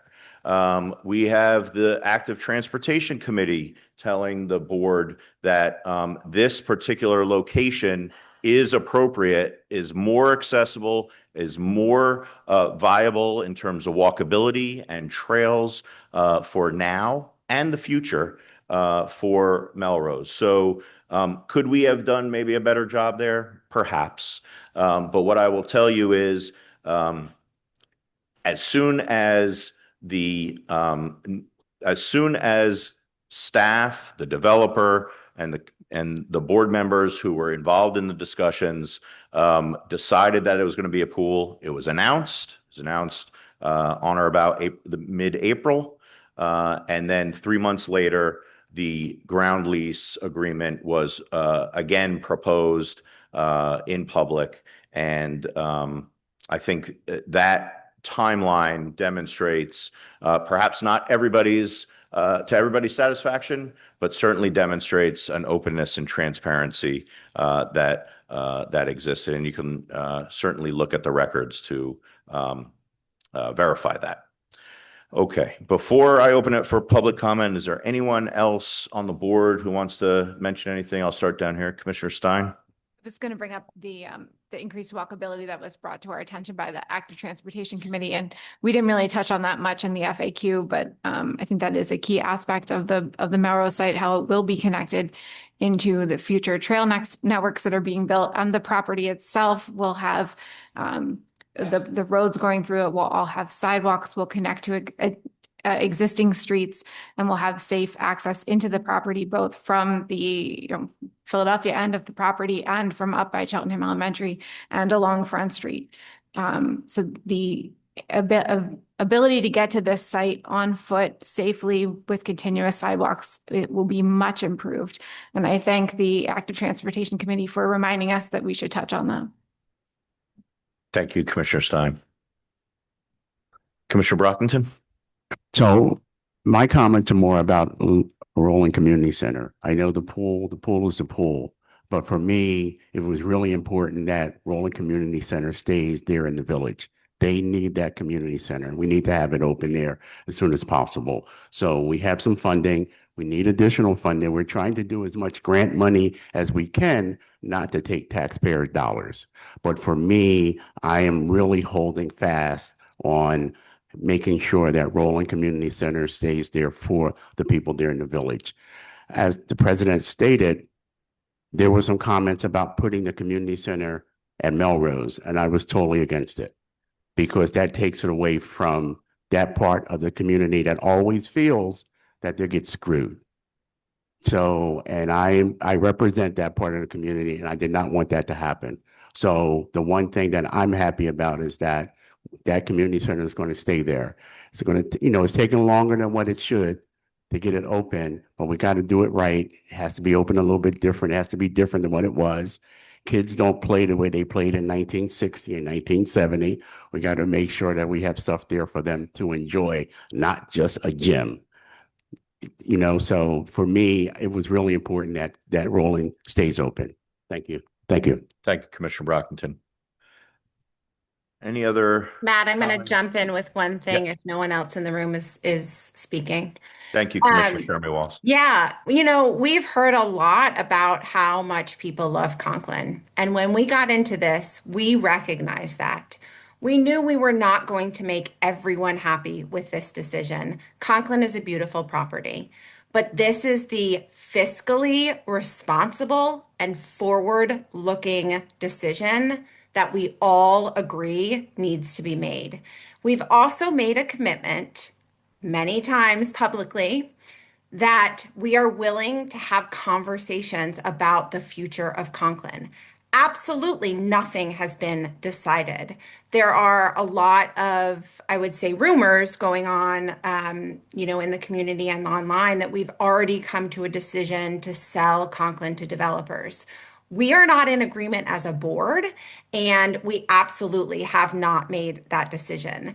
Over the past couple of weeks, I've heard some tremendous ideas about ways that we can solve a lot of our issues with that Conklin property. And so, I think that that's really important to stress is we recognize that we're not going to make everyone happy. And we really feel strongly that this is the right decision and fiscally responsible decision for the township and the future of our pool amenities. Thank you, Commissioner Shermy Walsh. All right. Anyone else from the board? All right. Now's your turn. Thank you. We're going to open citizens forum. Again, your name, where you live, and you'll have 3 minutes. Thank you. Welcome. Thank you. Good evening. My name is Jessica, and I live on Brook Road, coincidentally at the intersection of Carroll Avenue. So my property is probably the most impacted by the Carroll Stormwater Management Project. I'm here tonight actually representing a group of families who are both here with me. Please raise your hands. Thank you. And some who are unable to be here tonight. As budget season approaches and with the upcoming pool and park updates, we want to make sure that Glenside isn't forgotten. We have a playground at Carroll Brooke Park that has not been updated in over 25 years. We've already been working with Parks and Recreation, and we appreciate their time and assistance thus far. But we also wanted to bring this directly to the board's attention. Right now, families throughout our neighborhood are leaving Cheltenham to drive to neighboring township parks rather than using the playground that is in our own walkable community. We're a very tight-knit neighborhood with many families who are hands-on and own local businesses, and we want to be active participants in making this happen. We would love the opportunity to contribute fundraising efforts alongside the township. So we're asking you to consider investing in a new, inclusive, safe, engaging playground at Carroll Brooke Park. We believe it would make a meaningful difference for the Cheltenham families who live here and help make better use of a park that our neighborhood should be able to enjoy. Thank you for your time. Thank you very much. Before you step up, just your last name for the. Jessica Shermer. Okay, thank you. Thank you for those comments. We've communicated over the course of time, and I really appreciate you coming here tonight. As I said, this is the right time because budget season is starting, and I commit that I'm going to work to ensure that there is. We look very hard at ensuring there's funding for improvements. Carroll Park. So thank you. Thank you. Appreciate it. And this is Mia over here, who you've probably been communicating with. Oh, okay. Sorry. Thank you. Thank you so much. All Appreciate right. your time tonight. Thank you. All right. Anyone else here in the hall? Want to come up? Yeah. Sir, welcome. Your full name and just the area, not your address, the area of the township where you live. All right. Hello, my name is Massimo Bakayaki. I live in Glenside. I have a question about the pools. I haven't read the FAQ, so forgive me if I'm saying stuff that's already been asked. But I've heard that the new pool construction will result in the closing of the Glenside and Conklin pools. If this is true, I've got two questions. The first is, why are these other two pools being closed? And are there any active plans for a replacement in the places of both pools? Yeah, so great question. I'm sorry you're getting that information. There is nothing planned in terms of a closure or change or anything related to the Glenside pool. This conversation that we're having is a conversation about building a pool at Melrose and replacing Conklin pool, not Glenside pool. Okay, and that is the plan, to replace the Conklin pool with the Melrose pool. And that being said, Glenside Pool needs a lot of attention, right? We all know that. And that is still part of our facilities discussion that we are going to have on how to find money and find the resources to rehabilitate that pool in its current location. That answer your question? Yes, that did answer my question. Thank you very much. Thanks, Massimo. Well done. Yay.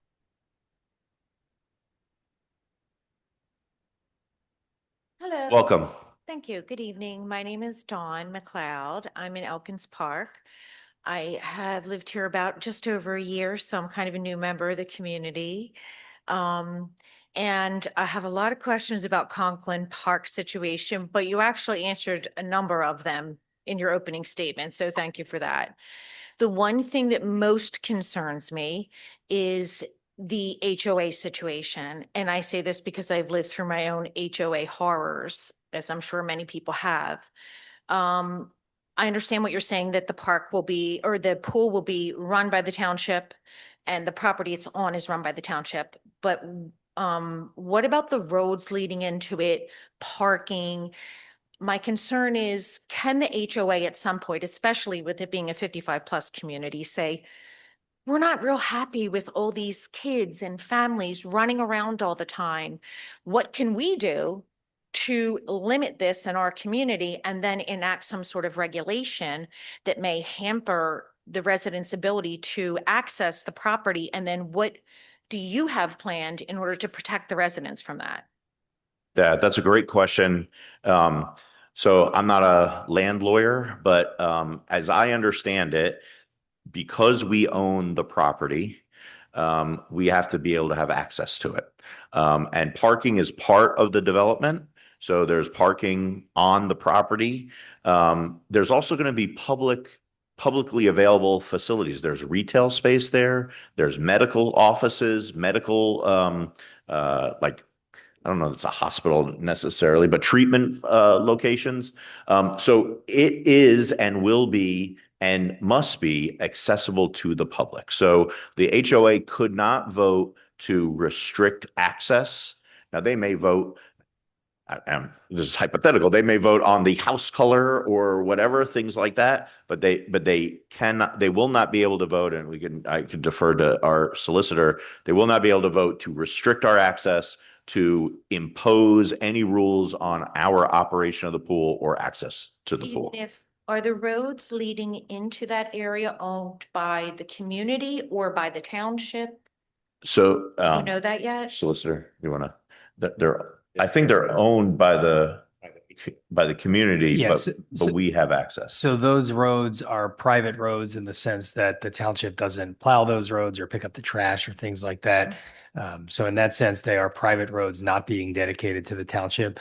But as Commissioner Arman has mentioned, this site is intended to be a public site. It's not a traditional gated community or a residential community that is just a residential community. This is a mixed use, massive redevelopment that will be open to the public. The roads are open to the public. Okay, so it sounds like you don't anticipate a lot of pushback from the HOA, but let's say in the event that does happen in the future, are there some sort of land covenants or something you could consider putting in place to protect the public so that we can access this without kind of living on eggshells if this may happen?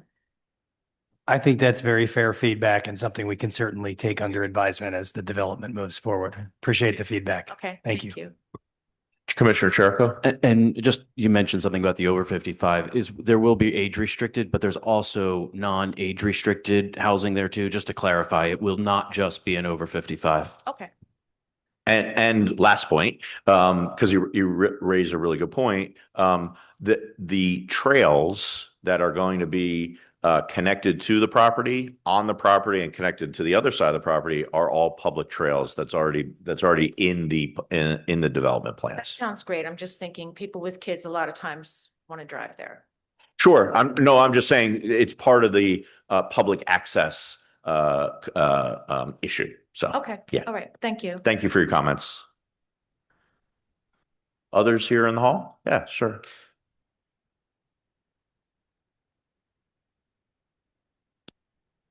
Alan Siegel, Homes of Elkins Park. Thank you. First thing is Washington Lane by the school administration building. The outer lane is about 40 feet of, what do you want to call it? Rumble strips, bumps. It's bad.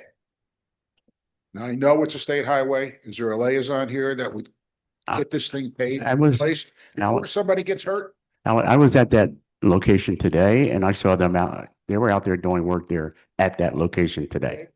Closer to Shoppers Lane and. No, I saw them right there, right at that street. I don't know what they were doing, but it's all PennDOT folks. But I saw them out there today. It's bad. The other one is But it slows you down though. It's like speed cushions that we didn't have to pay for. It's there, hits it at 45 or 50, they can go flying. You shouldn't be going 45 or 50. But it's unfortunately, it's human nature. The other one is Shoppers Lane. We all driven across it. Landlord, all he does is Band-Aid. You can't Band-Aid sinkholes, craters. It needs to be done right. So it becomes a permanent thing. It's another safety problem there. I see it. I don't like it. Because I'm afraid one day somebody's going to go flying into me. Okay. I agree. Okay. Third thing. We still have a parking authority. We got these part-timers writing tickets. Go ahead. All right. At ShopRite, they tell me they only write $100 handicap tickets when the max is $250. I want to know why they're not writing $250. As Commissioner Cherica said, all our buildings need repairs. They need money. I want to leave revenue on the table. You don't write tickets to make money. You write tickets to get people to do the right thing. Problem is they're deliberately breaking the law. And it's not just there, but it's bad there. They park in fire zones. They create their own parking spots. It becomes a safety problem. A couple months ago, somebody pulled the gun in the parking lot. Why? People without handicap fight over handicap parking spots. All right. Something needs to be done. It's revenue. All right. Like I said, it's not an accident. They're doing this on purpose. And the only way to stop it, it's a cancer. You write the maximum tickets. And that includes the fire zones. Fire zones are constantly people parking. I understand it's what, a $40, $50 ticket, but you can write a lot of them. To be continued at the next meeting. Thank you, Mr. Siegel. And as you know, we swore in a new chief. I think this is probably something that is worthwhile talking to CTPD. Figures. He's here. He'll be here. Thank you. Anyone else from the hall? Welcome. Hello. Where do I start? With your name and the area of the township where you live. Hey, my name is Angela Thompson, and I live in Mott, Pennsylvania. I moved to Mott, Pennsylvania because of the historical nature of the neighborhood. That's my purpose for moving here. I've been very disappointed since I've been here. And a lot of the disappointment was because of decisions, not by you guys, but made by the commissioners of this township.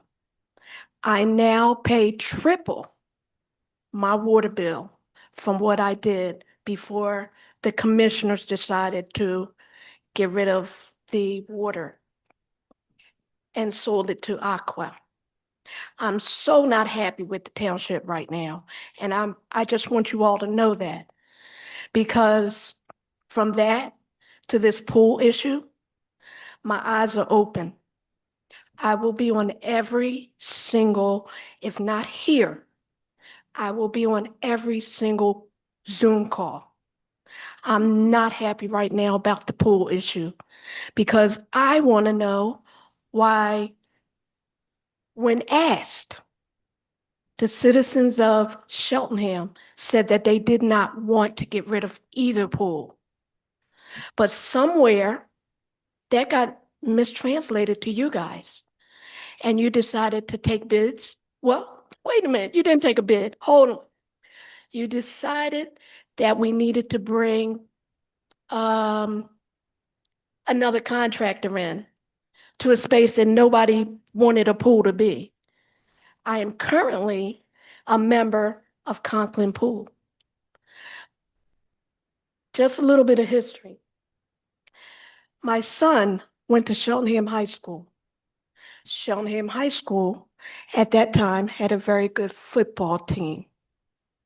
Through that, my son got noticed. He got pushed along and eventually made it to the NFL. So I'm just saying, with the larger pool, more of a tournament pool at Conklin, there's a smaller pool that's proposed. I don't think it's going to have the same opportunities for the kids coming up now. So there's a whole lot that has not been considered for the community, the people that voted for you guys.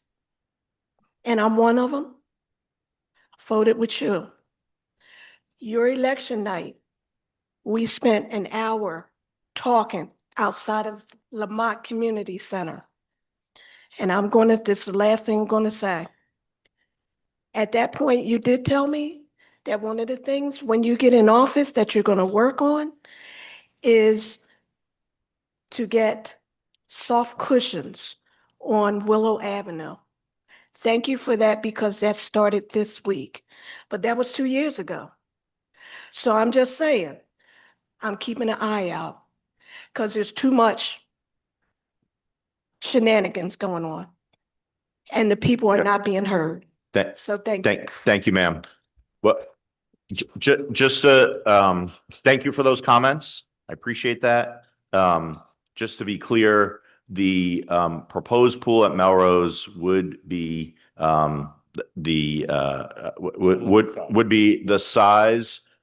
No, it's not smaller. It can accommodate the same tournaments that are accommodated at Conklin right now. I'm sorry. No, this pool size was the issue. The pool size is the issue. What was raised was the size of the pool and whether it would be able to have tournaments and provide children the same opportunities. And the answer is the proposed pool will absolutely have that that size requirement. Hello, Ms. Melton. Hello, everyone again. I'm Darlene Melton. Lived in Lamont for the last 38 years. Welcome. Gave you the cards, Chelsea Chats. Okay, I know I only got 3 minutes. I'm not going to use it up. I have a couple of requests. This year was 18 years of Chelsea Chats. It made me look back. I want my 20-year certificate of officially being on the Bahar. It could be just a little piece of paper because I'm not really all like that. So that's my first request. My second request kind of piggybacks on the lady before me, Miss Thompson, I can't remember her name, about the speed bumps on Willows. I understand why. And we talked about in the township having the speed bumps and having them made out of concrete and not the right, because the stake sticks up. Well, I found out about the speed bumps Saturday during Lamont Day. And I posed this question to the township staff because I'm also a member of the Bahar, which do Lamont and Wyncote. And right now I'm a confused member, and this is why I'm confused. In the past, anything within that historical district at least came through, whether we could do something about it or not. And that includes the sidewalks. It came in front of the Bahar. It included the stop sign at Willows and Sycamore when we had a stop light and they wanted to take the stoplight down and put a stop sign. So again, I found out about the speed bumps and the reason why, and the residents there because of the speeding and the things and this kids. Okay. But my question that I sent yesterday or the day before, when I found out we were going to have a meeting, is could you just mention it? Because it wasn't on the Bahar agenda. And what I got back was this is a street issue. Well, now I'm confused. Because again, I've been on the Bahar for 20 years.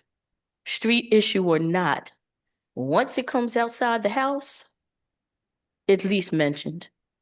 Me personally, I don't mind the speed bumps. But I will say this, it may not stop. And as Mr. Siegel said, it's about certain areas, especially Ashbourne and that big sinkhole in Shoppers Lane. It still may cause a problem. It may not stop anyone. My next question. Ms. Melton, your time's up. Want me to put it in writing? Sure. Oh, no. Sure. Or we'll see it in 2 weeks at the next meeting. Send your, Thank you. send your commissioner an email. No, because actually all of y'all had the responsibility to hire. Ms. Melton, thank you. All right. Mr. Peterson, welcome. Good evening, Commissioners. My name is Tom Peterson. I'm a resident of Rowland Park. I'm here on behalf of nearly 570 signed residents and taxpayers of Cheltenham Township who have joined together to present an official petition regarding the July 15th ground lease for the Melrose Pool project. That petition is still open. You can go to change.org and just search for the term Melrose, and you'll find the petition to sign. Our message is straightforward. Cheltenham taxpayers demand transparency, compliance with the law, and an immediate halt to this unbid deal. While the contract is styled as a $10 real estate lease, its practical reality is a multi-million-dollar public construction contract. It locks our township into either a $4.5 million lump sum payment or annual lease payments of over $380,000, all executed without open competitive bidding and without the mandatory procedural property appraisal required under the Home Rule Charter, Section C1207C, parentheses 4. By wrapping a major municipal construction project inside a property lease, the board has bypassed the public procurement rules designed to protect our tax dollars. What's more, the board has not articulated any plan to pay for this massive expenditure, which is particularly concerning given our financial commitments to the Mott and Rowland projects. Where will all the money come from? On behalf of the nearly 570 signatories, we formally demand that the Board of Commissioners immediately, 1, halt all permit issuances, site work, and financial commitments associated with the July 15th ground lease.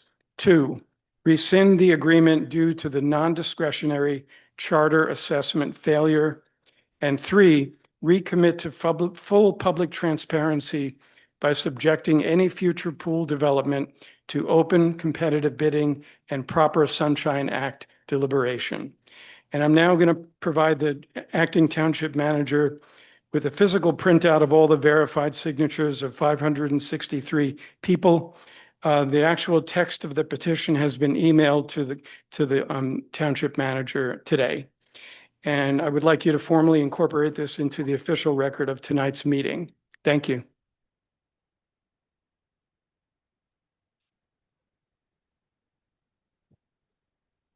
Thank you, Mr. Peterson.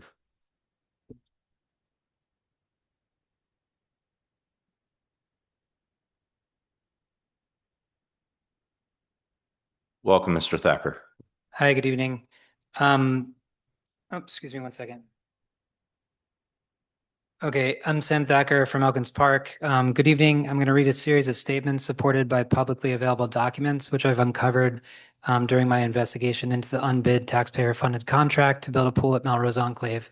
You have the chance tonight to respond in public on the record to any of these statements, and not doing so will suggest that you accept the statements as true. Number one, the township intended to build a municipal pool at Melrose Enclave since at least December 2025, but kept the decision from residents until it was announced on April 15th. Number two, the last publicly deliberated and board adopted plan concerning township pools was the 2024 hybrid plan, which included rebuilding Conklin Pool in its present location. Number three, there was no public discussion of the specific plan to close Conklin Pool and build at the Melrose Enclave before the April 15th announcement. If that's inaccurate, please tell me when and where. Four, no bids were solicited for the 4.5 million plus contract. The contract was awarded to the developer without competitive bidding, depriving residents of any meaningful way of knowing that their tax dollars are being responsibly spent. Number five, there is no adopted plan by this board to pay for this project. There was some discussion of it tonight, but no adopted plan. If we don't pay the $4.5 million transfer fee in the first year, we will owe an additional $382,500 for each additional year for the term of lease, which stretches decades into the future. These payments would not count against the $4.5 million transfer fee, and Melrose Pool LLC would retain ownership and operation of the pool until that payment is made. Number six, Melrose Pool LLC, the single-purpose developer spinoff company awarded this taxpayer-funded contract, has no history of building municipal pools. The township has no say under the ground lease contract on who carries out construction. Number seven, you argue in court that this construction contract is a real estate transaction because such transactions are exempt from competitive bidding requirements. Our Home Rule Charter Section C1207C4 says that real estate transactions are only exempt provided that a system for obtaining independent appraisals is developed and utilized so as to assure that the township is obtaining adequate compensation. This mandatory appraisal does not exist. I know this from a denied right to know law request. This contract, interpreted as a lease, violates our Home Rule Charter. You have leased a multi-million-dollar township asset to a private developer for $10 a year. Number eight, the ground lease is not a lease. It's a municipal construction project committing Cheltenham's taxpayers to a risky $4.5 million contract that they didn't ask for and got no say in. I offer you the chance to respond to any or all of these statements, but first, my editorial. The lack of transparency through this process, the disrespect for township residents' previously articulated preferences to rebuild Conklin Pool, the recklessness with which you've exposed residents to all of the risks of an unbid contract, the absurdity of committing our cash-strapped township and tax-burdened residents to a deal they didn't get a say in without a plan to pay for it, and the ongoing decision to waste thousands of tax dollars defending the monstrous deal in court by paying 3 attorneys. All of this, frankly, should make you ashamed. You owe residents an apology, and you owe it to the people of Cheltenham to back out of this bogus contract and let people have a say in the future of our pools. No to unbid developer contracts, no to Melrose, save Conklin Pool. You should be ashamed. Thank you, Mr. Thacker. And just for the record, the fact that you're not getting a response, it does not equate to acquiescence. I assume. Yeah. Hi, I'm Joyce Conklin. I live in the village. Hi, Ms. Been there for Coughlin. 46 years. The Conklin Pool has been a part of our lives for a long time. You are trying to move that from within the township to the border of the township, which doesn't make one bit of sense to me. Borderline, Creek, one side is Philadelphia, the other side is Cheltenham. Why would you make that move and move the pool so far away? People that do come from Lamont, Glenside, now have to drive further to go. You want to make it more walkable? Then put the sidewalks in along Church Road. We have plenty of sidewalks within the village to get there, but the people that are further up by the Elkins Park Elementary School, there's no sidewalks there. There should be. People don't only walk to the pool along there.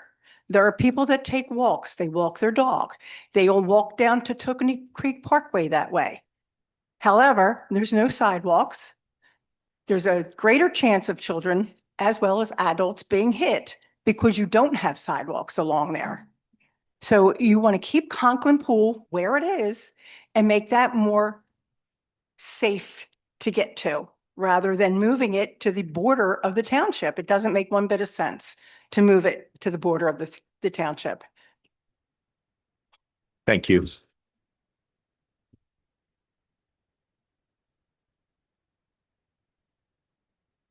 Hi, my name is Mary Wadsell. I'm Ward 7. I've been our family has owned the home for 65 years, and I have only seen our amenities going down and our taxes going up. The removing of Conklin Pool is 6.5 acres or 6.6 acres. It has basketball courts, it has a playground, it's fenced in, it's very safe. From what I heard, we will only be acquiring 2 point something acres over at Melrose, correct? Am I correct? So there's 4 acres of ground that Cheltenham people are paying for, and we're not, you're gonna sell that ground to, from what I was told, real estate, like some type of real estate, apartment complex. I think retail. that issue has been addressed. It was addressed early there. That is not, So that is a rumor. That is a rumor. And, but that should not be considered fact in any way, shape or form. Well, the fact is that we're going to lose 4 acres of ground. That's a fact. Now, we've already lost our community center and our library. Our library has closed. I'm not seeing that ever opening again. You're saying, Irv, you told me before 1,000,000 times that that community center is going to open. It's been closed since COVID. I've seen people going in. I don't see anybody else from the public. I saw like camps being used or using it, but the people in the village, and this is one reason why I stayed in Cheltenham all these years, is because of the amenities that we have. We don't have them anymore in East Cheltenham. They're gone. And it's just not right. It's our taxes are going up and our services are going down. Thank you for your comments. Well, I will kind of talk to you about Rowland. Like I said, Rowland's coming back, but we just need it. We're trying to get additional grant money because it's a lot of work that needs to be done at Rowland, a lot of work. And we do want to get Rowland back. All right. And I want it to be there. And this pool is still on the east side. I just want to tell you something. I rode, and I had my daughter with me, and she had her stopwatch. We rode from Conklin to where Melrose is. It was 2 minutes and 14 seconds. 2 minutes and 14 seconds from Conklin to Melrose. That's how long, and that was in traffic. We also have a walking trail that's going to be there. So just leave it there. You and I will talk. Acres of ground that you're willing to give away for 2 acres. We're not giving anything away. Well, correct my math, but 6 minus. We are not giving anything away. Ms. Wadsell, I'm sorry, ma'am, your time is up. Ma'am, your time is up. That now the libraries are getting cut. Ms. Wadsell. That's not true. The answer is that the Conklin site is going to remain 6 acres. We're not changing that. We're actually adding 2.5 acres to township property at the Melrose site. So nothing is, the 6 acres are not going away. But Manager Elliott, I think, may have an update on the work being done at the Rowland Community Center. And I would like to give her an opportunity to relay that to the public. Sure, yes.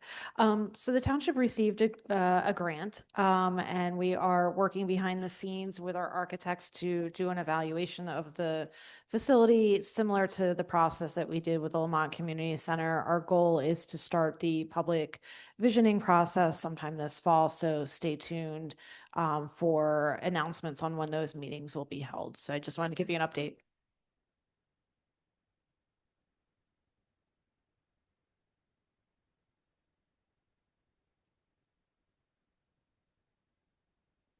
Okay.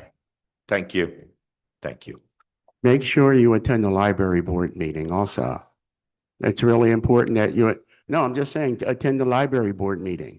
There is a separate library board, and you should also attend their meeting because sometimes the decision with the libraries, not with us, it might be with the library board. So you want to make sure you attend the library board meeting also. Okay? Right, who's next? Who's next? Who's next? Gentleman in the front row. Hello? Sorry. Better. My name's Ryan Thacker. I am Elkins Park resident, and I was just gonna read this into the record because it wasn't added to the agenda because we had to go through the process of confirming 54 cents a paper bag, but not $4.5 million for a public pool. The fact that this was never on an agenda, that this specific deal that was entered into without residents' say was never discussed in this forum. And my brother sent this and did not receive a response. Hi, friends. The ground lease for the unbid Melrose Pool project stipulates that the developer return final drawings of the project to the township within 30 days of execution, which occurred on July 15th. Upon receipt, the township has a mere 14 days to approve the final drawings or request changes. According to the contract, the drawings should be in your possession as of Saturday, August 14th. Could you please add consideration of the drawings to tonight's Board of Commissioners meeting agenda? Otherwise, I'm not sure when residents would get a chance to weigh in on the final designs, as the contract says they need to be approved within 14 days. If you don't have the contractually required designs to share with residents, it might give you an off-ramp for the unbid contract, i.e. the developer is in breach of contract after less than a month. Please respond to let me know if the agenda can be amended. Regards, Sam Thacker. So all these people showed up to comment on the unbid pool contract and the closure of the Conklin pool. And there's a time-sensitive contractual matter that you accrued residents at July's meeting that they would get to weigh in on, the final designs. If that's not on tonight's agenda, why not? If the developer has already breached the $4.5 million contract by not delivering the drawings, isn't that a red flag? When will the final designs for the unbid $4.5 million taxpayer-funded municipal pool be publicly discussed? And finally, why did the request for this agenda revision receive no response, though it was submitted in a timely fashion? Thank you. Thank you for your comments. Mr. Raish. Just nothing?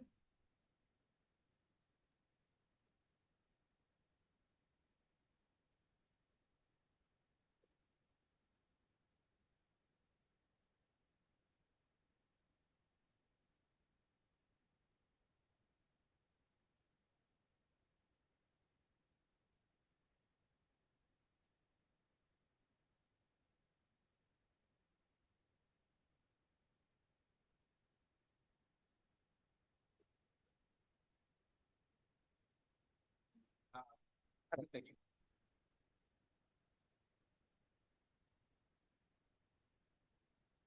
Three minutes starting now.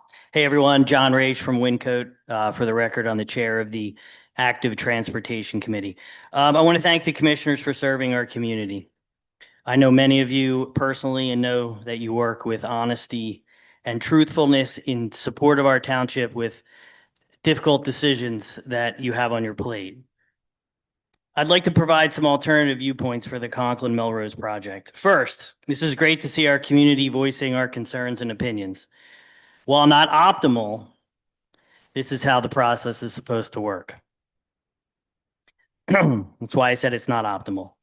I also ask interested residents to follow along the best as you can with township ongoings. It can be challenging, but to be informed, you need to put the time in, and standing up here and shouting at the commissioners and threatening them is not how you get work done. Second, I've lived in the township for almost 30 years. And honestly, I think both community pools are amazing. I can also acknowledge that most of our physical assets in the township are very old, and some difficult decisions need to be made and are being made. We've been discussing this for years, literally. That's why I voted for my commissioner who has real estate experience, and that's why you all signed up when you ran for office. I personally trust you, and I trust, and other residents also trust you. That doesn't mean we're perfect, though. Third, there's a lot of information and opinion swirling out there on the Conklin Melrose project, especially if you're on Facebook and the infrastructure page, of which, for the record, I am an administrator. I only post facts. As chair of the Active Transportation Committee, I want to highlight some benefits of the Melrose location that Commissioner Stein mentioned. Accessibility, walkability, connectedness is being built into the Melrose redevelopment plan. Its location will provide significant value to the community in this area. The current Conklin Pool location has significant challenges in these areas. With that said, in the new comp plan, residents overwhelmingly asked for connected communities, walkability, and accessibility. I feel the Melrose location fulfills these characteristics. The Melrose location also is surrounded on 3 sides by the Cheltenham Township, not one side as was previously noted. Look at a map. The Active Transportation Committee will likely release more information about this.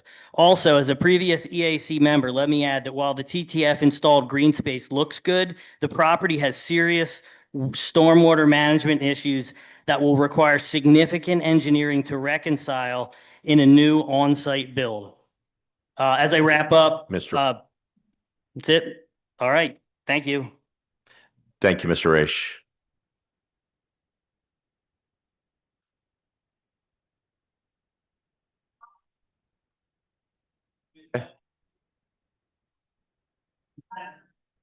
Anyone else here in the hall?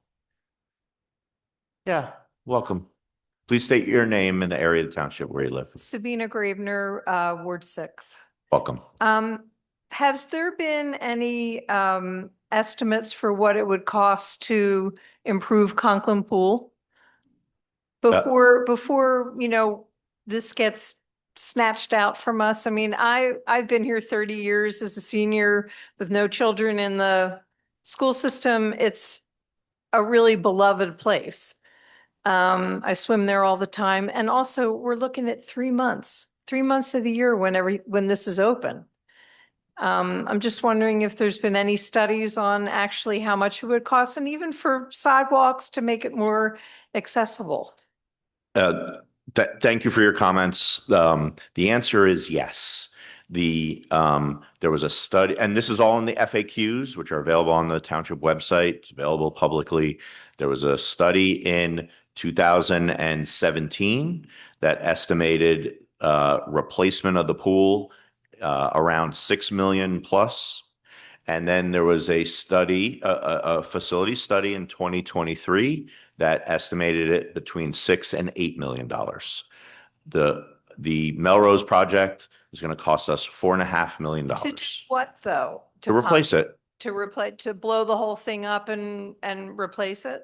Correct, which is what's needed there was a lower estimate to repair it, but excuse me, there was a lower estimate to repair it, and you could look at the study. It's on the township's website. There was a lower estimate to repair it, but that would have only added up to 5 years of additional life. 5 years. This is a once in a lifetime, once in a generation opportunity to, excuse me, Mr. Thacker, you can have your opinions, but you're not allowed to interrupt we are looking to make an investment that is going to pay dividends for decades and for generations, not just for a couple of years. So to answer your question, that information is available on the township website. Address to the Melrose project with a lot of green space. Like one of the things that's so wonderful about Conklin is trees and the water management, the natives that are planted there. Like I don't want to have a big concrete pool. I'll join a country club, It's just that's certainly your choice, but the answer is there will be green space at the Melrose site. If you look at the plans, they're available. By your questions, it appears as though maybe you should look at that, and then certainly we're all happy to answer questions after you have an opportunity to look at that information. Be the plans for exactly what they're going to be doing. I mean, they're breaking ground, right? Like, when are we going to see exactly? The Melrose development has been part of ongoing discussions, and those those drawings are available. The final plans are not available, but the general renderings are available. You'd be able to see them on the plan on those Thank plans. you.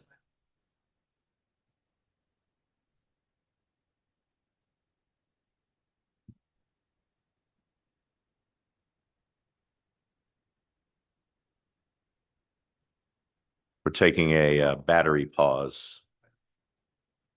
All right, you want? Okay.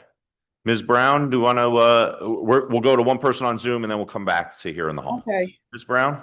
Yes, I just wanted to take this opportunity, and we had a wonderful Lamont Day, Lamont Community Day on Saturday, and I just wanted to give a shout out to Bill Salvatore and his team, Alan Brown, Kelly, Sylvester, and I really appreciate Jeff, who donated gift cards, Dan Norris, Irv, Emily Stein, who all represented the commissioners, because the rest of them were, I think, gallivanting on vacation, but it's okay. And the police department, the fire department, it was just so nice. We had different, just to name a few, we had the Lupus Foundation. Thank you, Sandy Brown. We had the Girl Scouts. We had PICO information, Senator Hayward and Julie Hayward. We had voter registration. It was just a wonderful and beautiful day. And I just want to thank everybody. And if I forgot anybody, charge it to my head and not to my heart.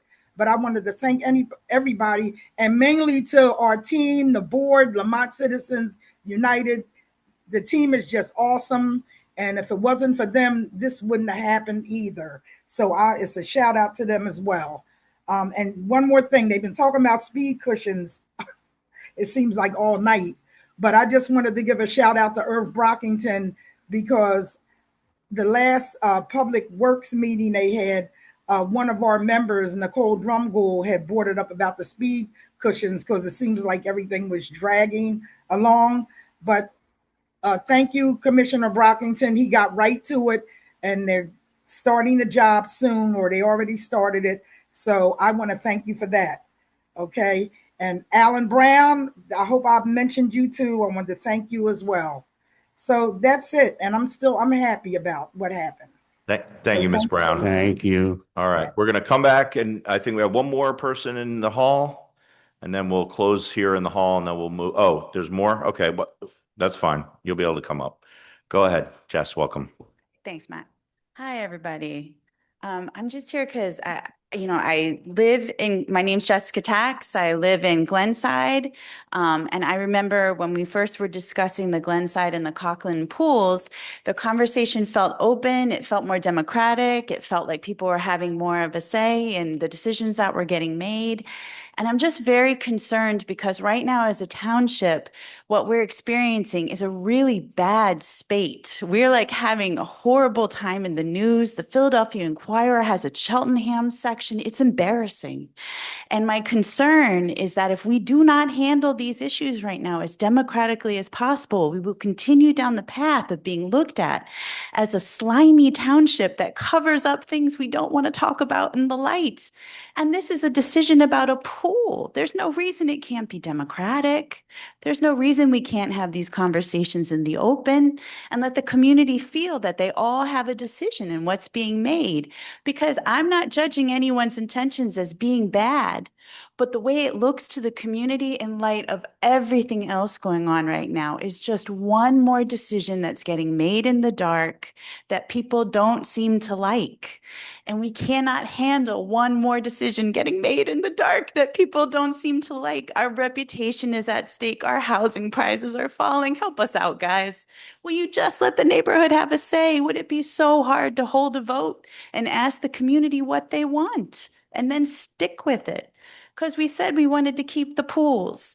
Please let the people have their say. That's all we're asking, that they can have some community input. And may the best plan win. That's it. But really, it needs to be determined by the people of Cheltenham. Thank you. Thank you, Jess.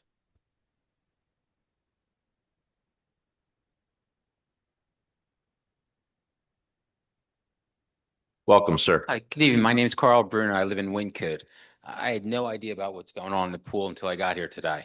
I mean, but the reason why I came is because I have to find out I don't know what meeting I should go to, trying to find out what's going on with Church Road, Greenwood Avenue, and the project because there's no one, when you talk to anyone, any of the workers, there's no one in charge. There's no one who can tell you what's going on. There's no one who can tell you why there are no flagmen in the area when they stop the roads that you're supposed to always have two ways. And they've changed what they're supposed to be doing because now they're moving on to property that they weren't supposed to be touching.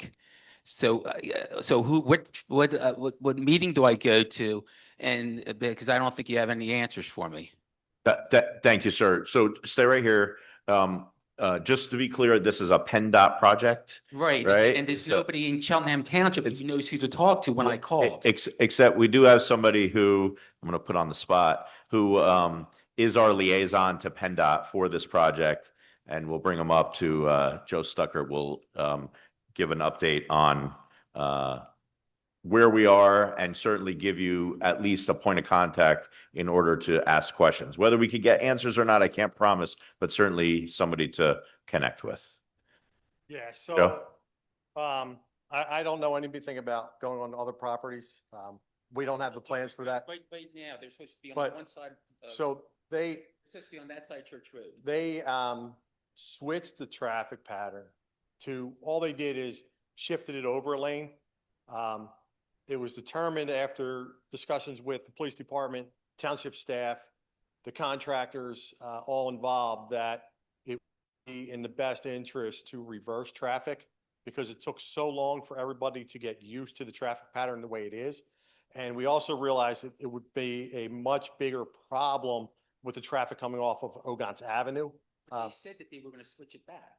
They said they were going to switch traffic So back there- originally 3 years ago when they had the discussion. Yeah, but what they decided was, again, because of all the complications, People in the neighborhood. Go ahead. it's not our decision, it was PennDOT's decision. Right, But, you know, it's our township. yes. Sir, but it can't be a debate. He's trying to So- give an answer. So, it was brought up, we agreed with that because of safety concerns and things like that we saw coming, that we'd raised for a while. And they made that decision. So again, all they did is shifted the traffic to the lane that they were working in previously. And now they are going to work on the other side of the road.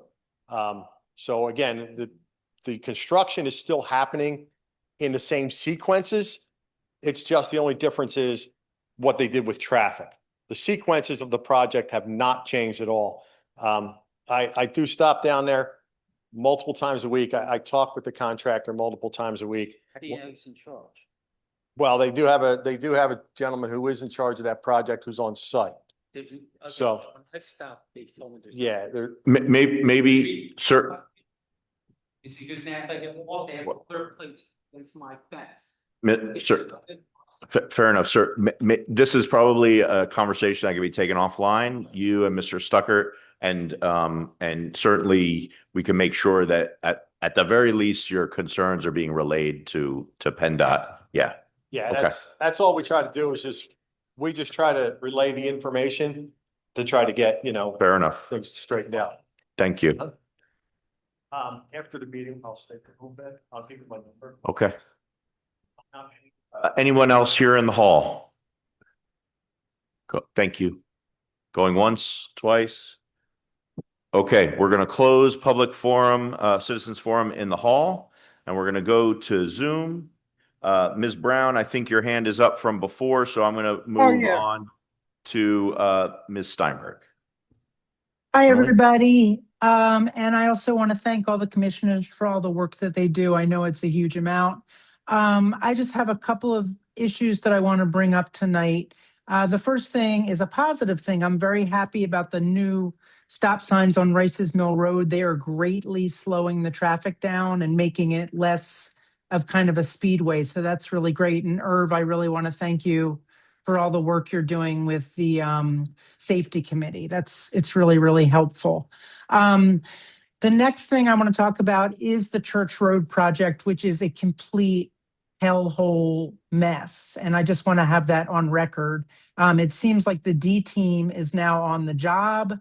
The project appears to be made up as they go along. And I'm Emily Steinberg. I'm in Wyncote. We live on Randall Road, right at ground zero of the Church Road project for the last, I don't know how many years.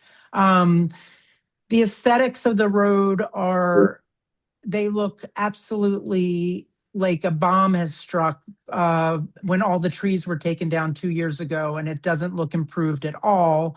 And the road is turning into a highway, which is what our initial group, the Citizens Voice for Cheltenham, were fighting when we tried to get this thing stopped. So I just want to go on the record as saying that I am incredibly unhappy with what is going on out there.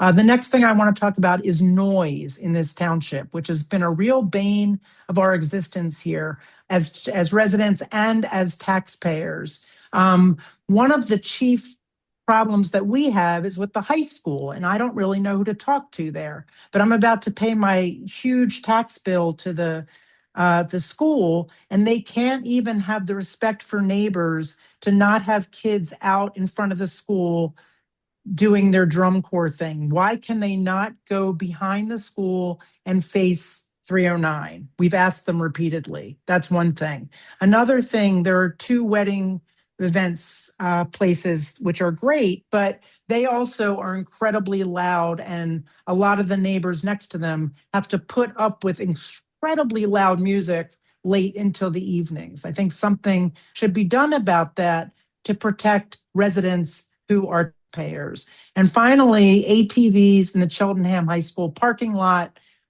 is a problem. So I really feel like there has to be more respect for the towns, our residents who are taxpayers in Ms. Steinberg. terms of some of these things. Thank you very much. Thank you. We'll make sure that your concerns, particularly about the noise and the ATVs, are relayed to Township Police, and hopefully they can assist with addressing that. Thank you. Mr. Zvanovich. Hello. Just want to prepend this with a thank you to all your commissioners. I think a lot of residents in this township, a lot of residents appreciate everything that you guys do for, it goes unseen. I do want to have a special thank you to my ward commissioner, and they know who they are, and another ward commissioner who was very helpful, and they know who they are. With that said, I'm glad that you went through the amenity question. It's the first time kind of I've seen that answer, and there's been a lot of online back and forth about that. So I do appreciate that. And those kinds of things, I will address my commissioners, in the background about that. But specific question on the phase 3 of the land development, it's still ahead of the pool parcel, and will that approval carry the same conditions the township puts on everything else, like completion of security and notice to proceed before construction, 72-hour notice before any clearing? Both of the resolutions on tonight's agenda carry those. So with the township as its own applicant. So that would be my question. So appreciate it. Thank you, sir, for that question. I'm going to defer to our solicitor, who will be better equipped to answer that than I. Sure. Thank you, Mr. Zabanovic, for your comments. The phase 3 of the project will go through the same process that all other applications go through. The approval resolutions are standard in a sense, in terms of there being certain requirements that are always in effect. And the conditions that you just noted a moment ago, all of those things are part of the township standard approval resolution, and they would apply to phase 3 of this project. Thank you. All right. Amy Freed. Hold on. Hello again. Hi. Can you hear me? We could hear you. We could, if you came closer to your mic, we'd hear you better, though. Okay. good evening. As most of you know me and know that I usually work from notes. But I'm going to say here that I've seen the township commissioners do some very good stuff, including the proclamations or resolutions around protecting immigrants, and other matters. However, right now, I'm embarrassed to be part of this, to witness this process with the Conklin pool. It was done in the dark. When I raised questions at a meeting, nothing was answered, and the next minute you voted on something, and that was the extent of the discussion. And you can look at, people have posted, the exact minutes of these meetings. So if you can't keep saying there's been discussion when there hasn't been. You're not being transparent. The appearance of corruption is just as bad as if there is corruption. And the creation of a shell company for this development so that you can award them the pool contract. They have no experience with building pools. I also think I'm ashamed of what you're doing now, and I'm ashamed of the Democratic Party in Cheltenham, because you guys pretty much, unless you don't want to run again, you're guaranteed re-election, unless somebody tries to primary you and then that person is punished for primarying you. I think you would be more responsive if you had some threat of not being reelected.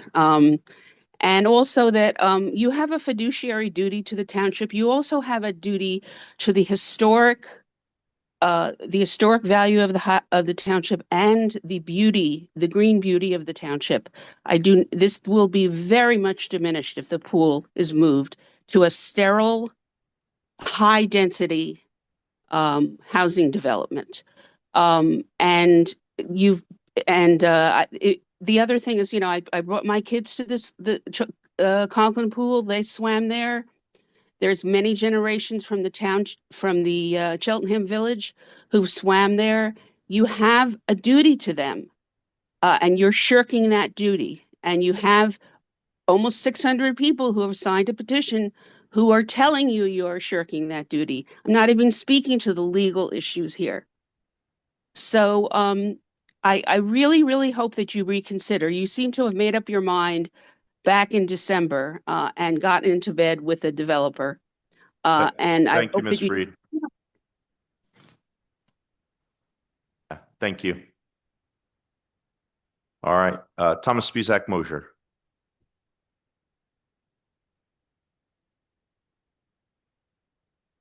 Thomas, Sorry. you disappeared. Yeah, Oh, sorry. Okay. Yep, no, 1 second. I hit the wrong button. I'm actually speaking to something from the very beginning, which was about the playground.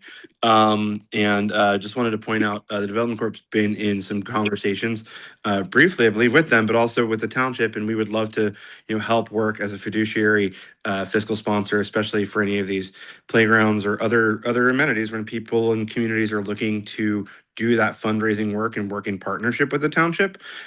There's one. The other piece too, I just want to give a shout out. We're working with the Urban Land Institute, ULI, to do a technical assistance project to look at transit-oriented development opportunities here in Cheltenham.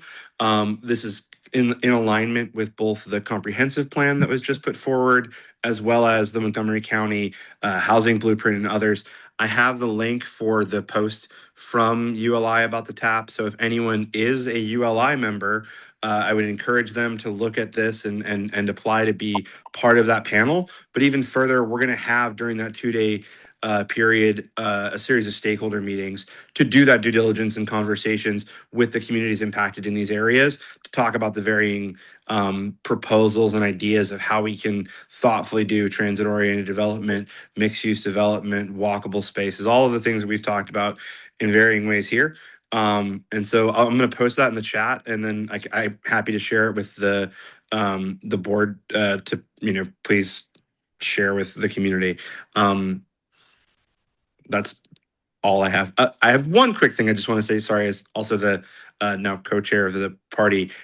No one's guaranteed anything. There is no inherent deals. And on top of it, the thing previously that led to excommunication of people as a member of the Montgomery County Bylaws Committee, I specifically put in the rule change that made it that you can be brought back to party service after a primary challenge. So just to clarify, there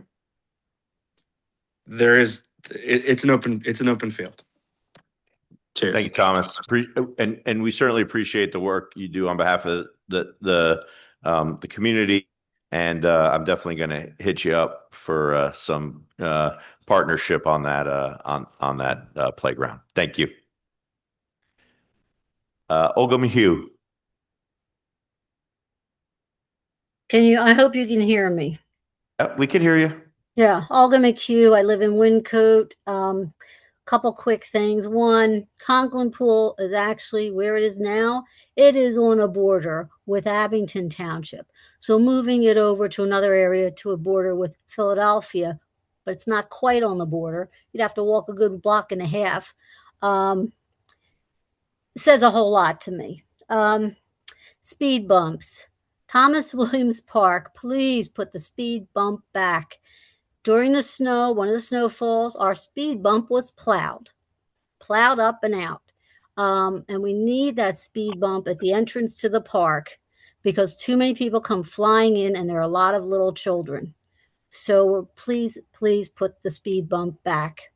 And the other thing is when you talked about the pool and the ground, Commissioner Araman, you said the township would own the pool, own the land, and then at the same time, a couple minutes later, you use the word lease. A lease is not ownership. Ownership is purchase. So I don't understand. I really have a hard time here understanding what will we own it? If we own it, then we're buying it. We're not leasing it. If we're leasing it, we don't own it. So unless it's a lease to purchase, and then if it's lease to purchase, how many years is that going to take? So can you please clarify that? Yeah, thank you. If I said that we were leasing it, I think I misspoke. We have an opportunity to lease it, but as I think you've heard, we have budgeted for the upfront payment, which would purchase it. I think you heard from Commissioner Norris. I'll put on the record that I intend to support the upfront purchase, but it is available as a lease as well. Although I don't know that there would be board support for that, but that remains to be seen as part of the budgeting process. So if I said that we were leasing it, perhaps I misspoke. I don't remember the context of how I may have said that. Okay, because thank you for keeping me honest.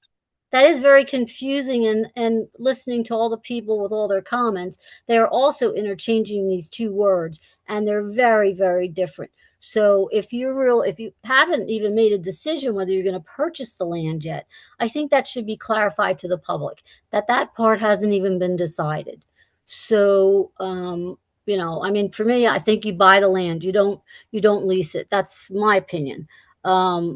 So I think that needs some clarification out in the public. I think you're in good company there with that viewpoint. But thank you for your comments, Ms. McHugh. Okay, Dan Schultz, welcome. Hey, everybody. Dan Schultz, I'm in Ward 5.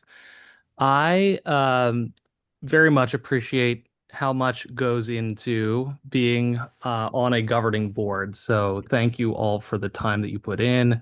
And I also appreciate being a member of the public and the kinds of questions that people have. I actually, I'm not here to comment on the pools specifically, but a pattern I'm seeing, and the question I have is, what is our vision for the township? And I mean our collective vision for the township. Not in terms of this year, and not necessarily in terms of like a capital plan or infrastructure feasibility studies, but rather what is it like? Why do we want to have a pool? Why do we want to have libraries? Why do we want to have walking trails? I think that if we as a community can understand what our vision for the future is, it's going to make these types of decisions and investments easier to understand and easier to deliberate in a democratic way.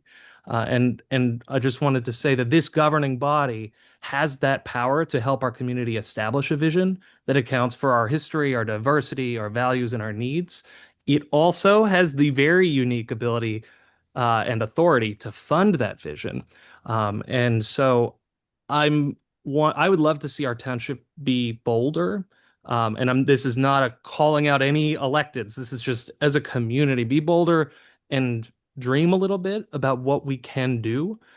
Yes, we have to be thoughtful and responsible. Yes, we already have high taxes, but I do think that often this we look in terms of austerity when intentional investments may well be a better long-term choice. And it's also hard to be bold without a vision. So I'm really excited for the new township manager, and I hope that this board can see that new change in administration as an opportunity to lead those conversations, again, not in terms of infrastructure specifically, but in terms of what do we want Cheltenham to be a decade from now, and how do we map a path?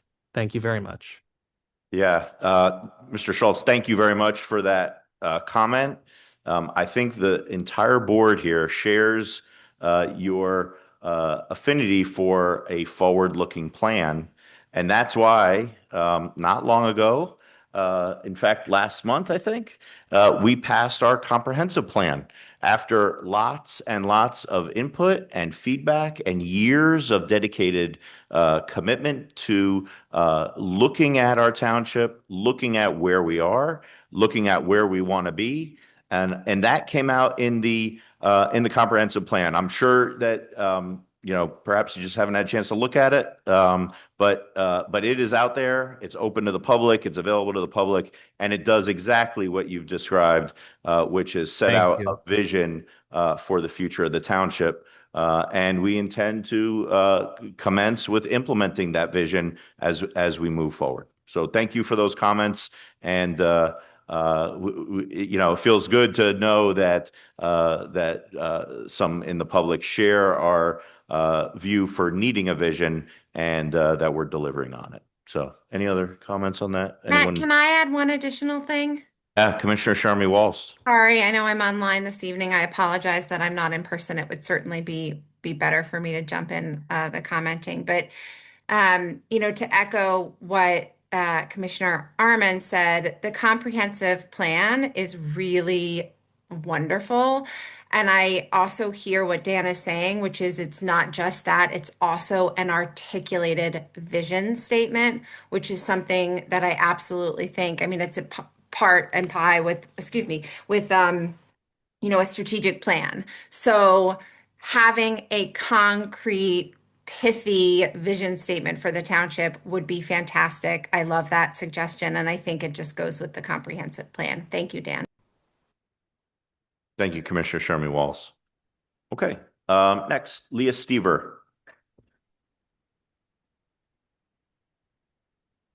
Yes, hi, thanks. I just wanted to come on and say, well, first of all, really well said, Dan. I agree with everything you said, but I also just wanted to clarify that I know at least 3 of the commissioners, and I have felt like I've read a lot that's really kind of making statements about the integrity of everyone here, backroom dealings, etc. And I just want to say thank you so much for all the work that you guys are doing.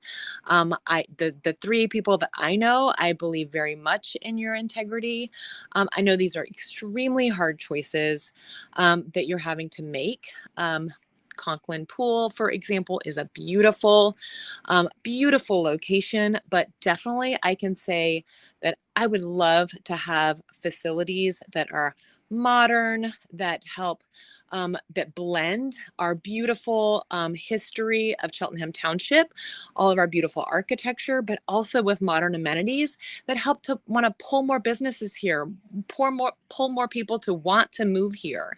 Because I agree with someone else said, it sometimes feels embarrassing of things that are happening here, but I don't necessarily think that Conklin is going to be the thing that is going to make people stay, or that's going to make the difference necessarily. There's so much about that vision, about what we want to create, and definitely walkability, accessibility to me are huge. I would love to be able to, we don't live in Glenside, we live in Elkins Park. I forgot to say that, sorry. So walking to a pool right now is not something we can do. Anyway, I know there's lots of people who have signed a petition, but there's not a petition about, would we like to have a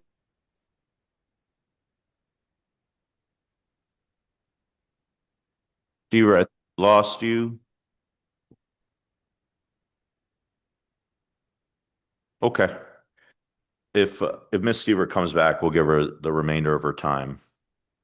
Marlisa Hall. Hi. Yeah, it's Marlisa Hall. I'm Ward 3. So I just had a couple of questions. The first one, just to kind of understand. So it sounds like the township bought the property, the land at Melrose, and then they sold it to the contractor, and then we're buying it back from them with a pool in place. That's the plan? Or am I? No, that's not entirely Okay. correct, but that really raises some questions that are involved in litigation, so we're not going to be able to talk about that.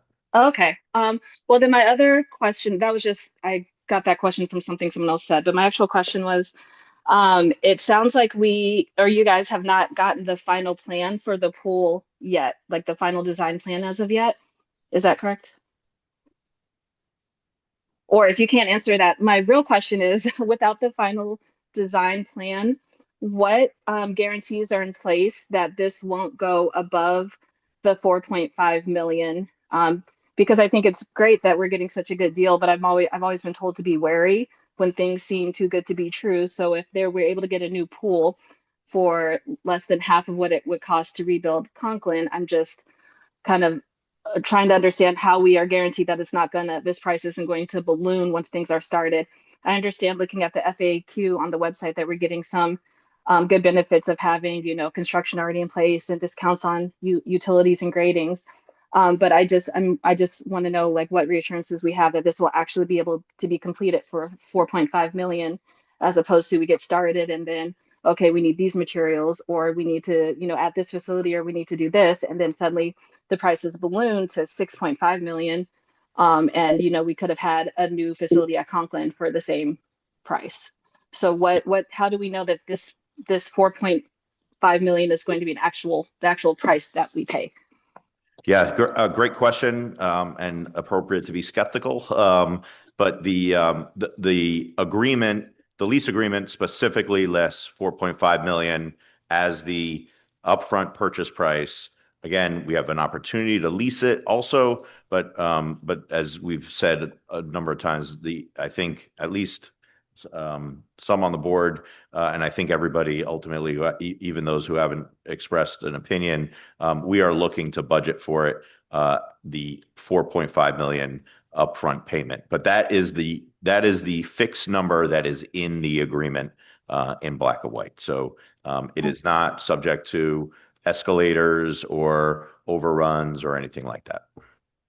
So the contractor has to be able to build this pool for 4.5 million, because that's all we're going to pay, and we will get a completed pool out of that amount. That's correct. Okay. Thank you. Maria Gudima, welcome back. Hi. So I thank you for letting me speak.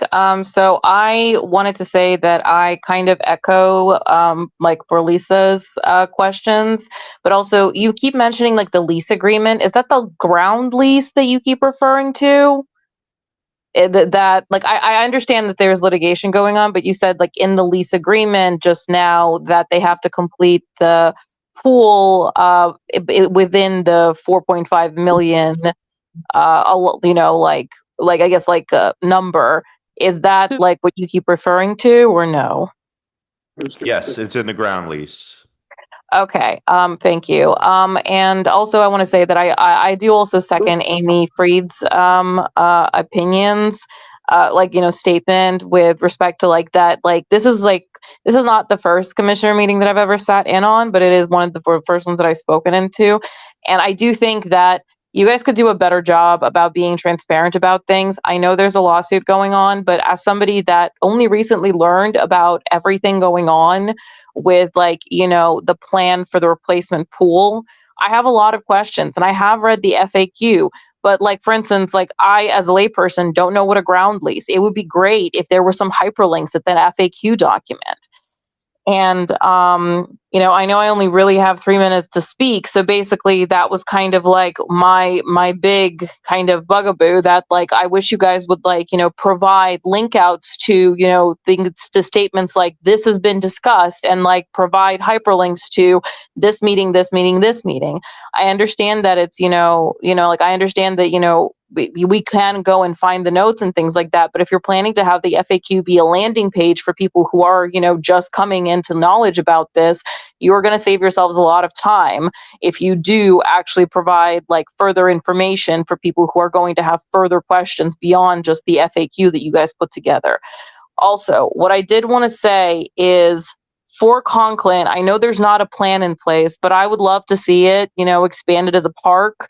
Maybe there's a lot of parking areas there. Maybe half that parking lot area could be converted to a small business lot. I mean, there's a Dunkin' right there. Maybe a couple small cafes, just, spitballing here with respect to that. If we are going to move forward with this pool situation, I do have the big question I also have is, how do we know that this company is going to be able to deliver us this pool if they don't have prior experience with doing that? How are you, the commissioners, and how are we as a township ensuring that they are going to be able to deliver to us?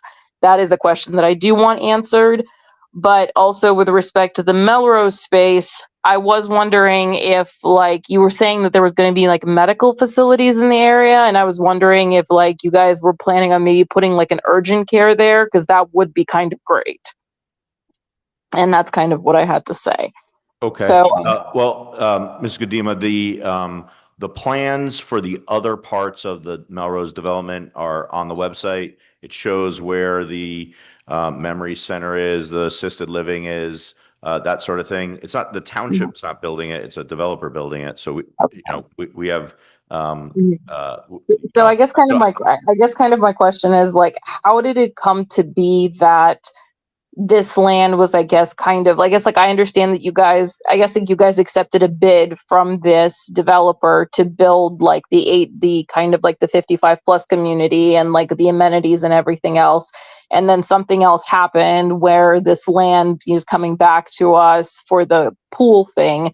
And I was reading the FAQ, but I didn't really get a good sense of the details. If you feel that is within the scope of the lawsuit, I will respect that you can't answer that. But at some point, I would like clarity on that as a resident of this township and the person who's representing my household of 3 here, because we are actually living very close to the location of this Melrose construction. I'm really close to Cheltenham Elementary.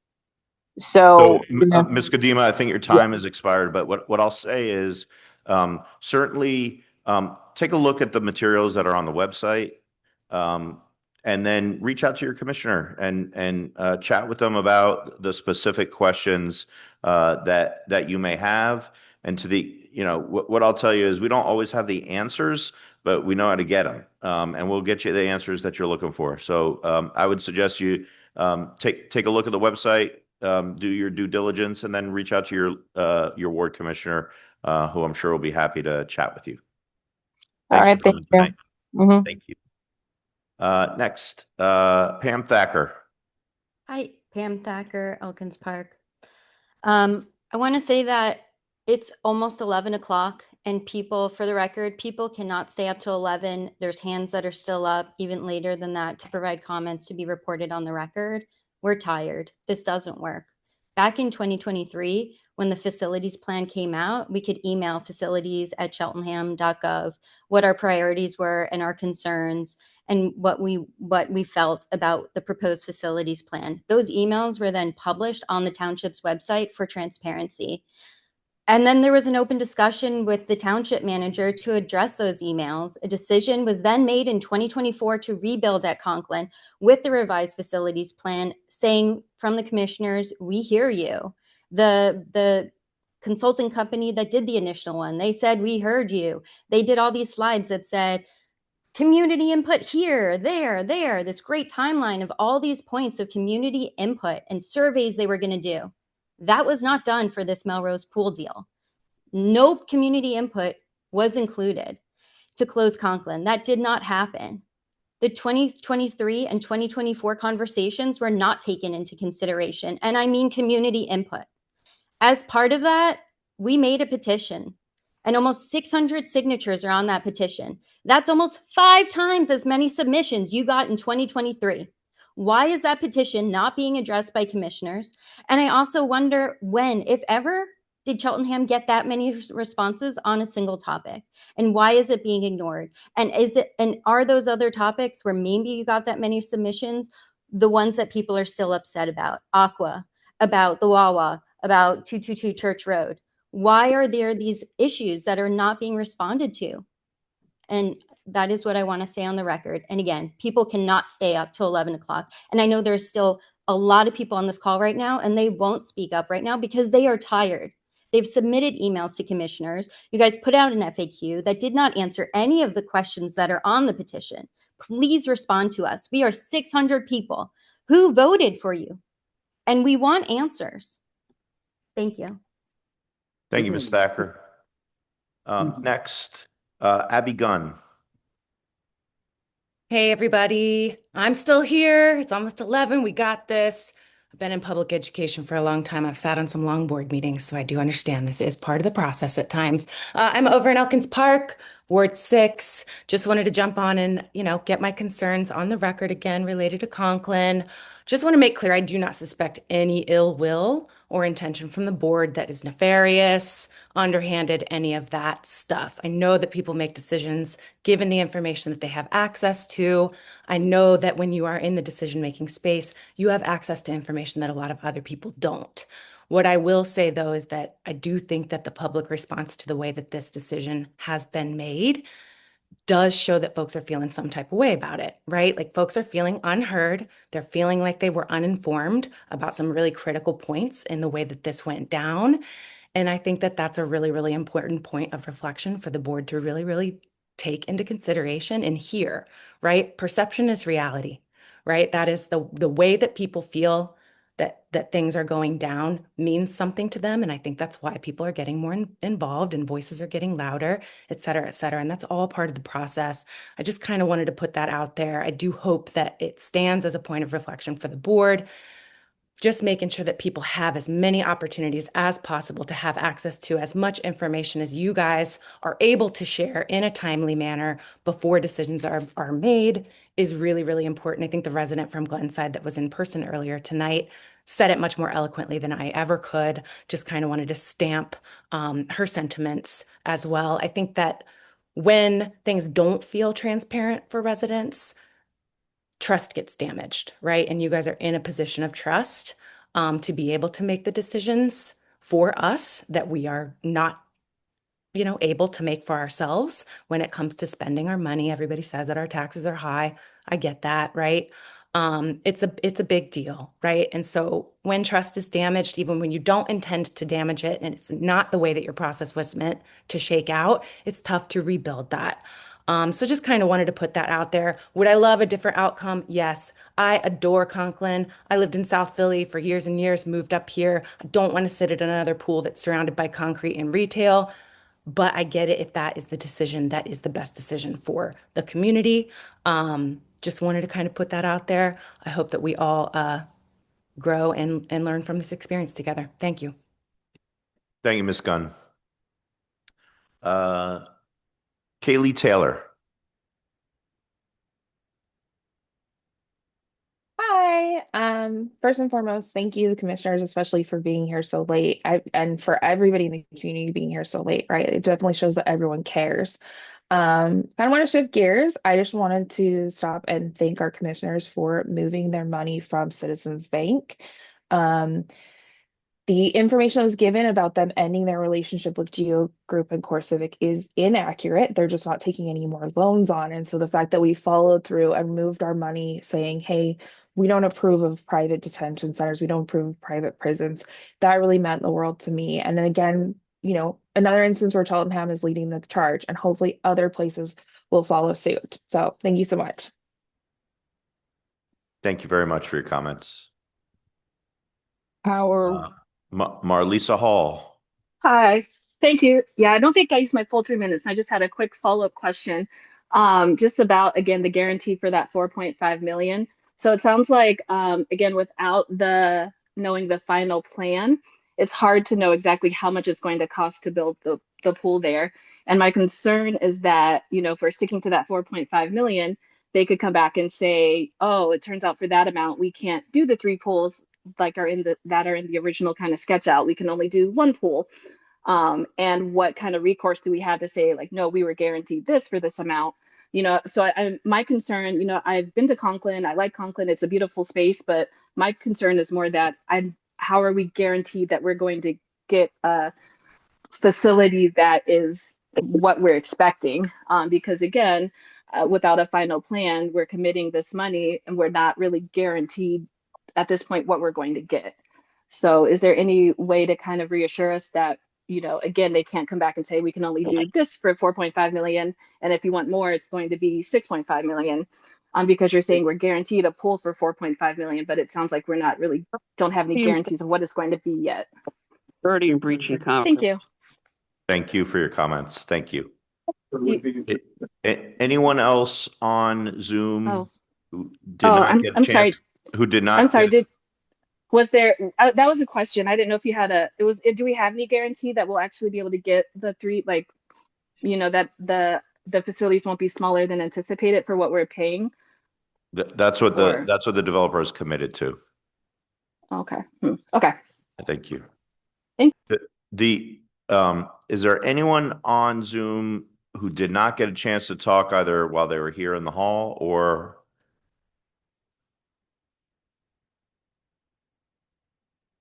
Okay. All right. We're going to close. Oh, I'm sorry. Tammy Cummings, it looks like you raised your hand or clapping or both. So. Yes. Good evening. I'm not feeling well. But I just wanted to add that, how do we know if this is a once in a generation opportunity? If no bids were made, how do we know that 4.5 million is actually a good deal if there are no bids? My sister put in a pool. She got like 5 bids. Why didn't we have bids here? Thank you for your comments, Ms. Cummings. I think you're touching on the litigation. And I think the numbers that we presented speak for themselves, right? The estimates from our consultants for the Conklin site, again, are between $6 and $8 million. And what we've been offered at the Melrose location is $4.5 million for the same size pool. So I think that answers the question. Any other comments? No, actually, I'm had sorry, a Ms. follow-up Cummings. question. Okay. So I am a big fan of grants. I lived in Philadelphia and I applied for a grant as an individual, and it was just such an amazing process, and it was really cool to see everyone's ideas. And my question is, did we ever apply for any grants for the Conklin pool?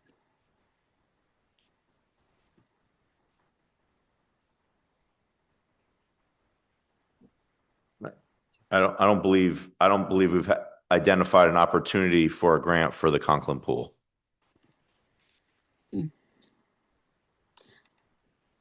Grants are or a for any great pool for that matter. opportunity to get different ideas. I suggest you know, do some more research, because we could save a lot of money and we could make Conklin into more than the oasis it already is. We can make it magical. And another thing is, have we ever considered renting out the Conklin pool to corporations for events?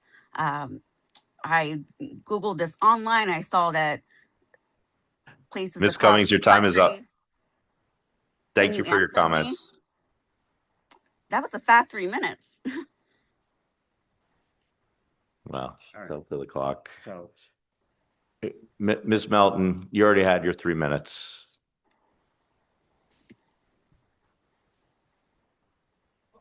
And I had 1 time, 2 times, or 3 times, and therefore they got about 6 minutes. I just wanted a little extra minute from my 3 minutes before you told me I had to come back.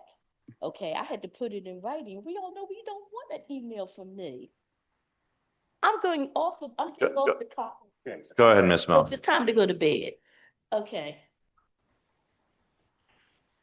My question is very simple, because I'm telling you, I'm confused now, because it seems like we do one thing in one situation, another thing in another situation.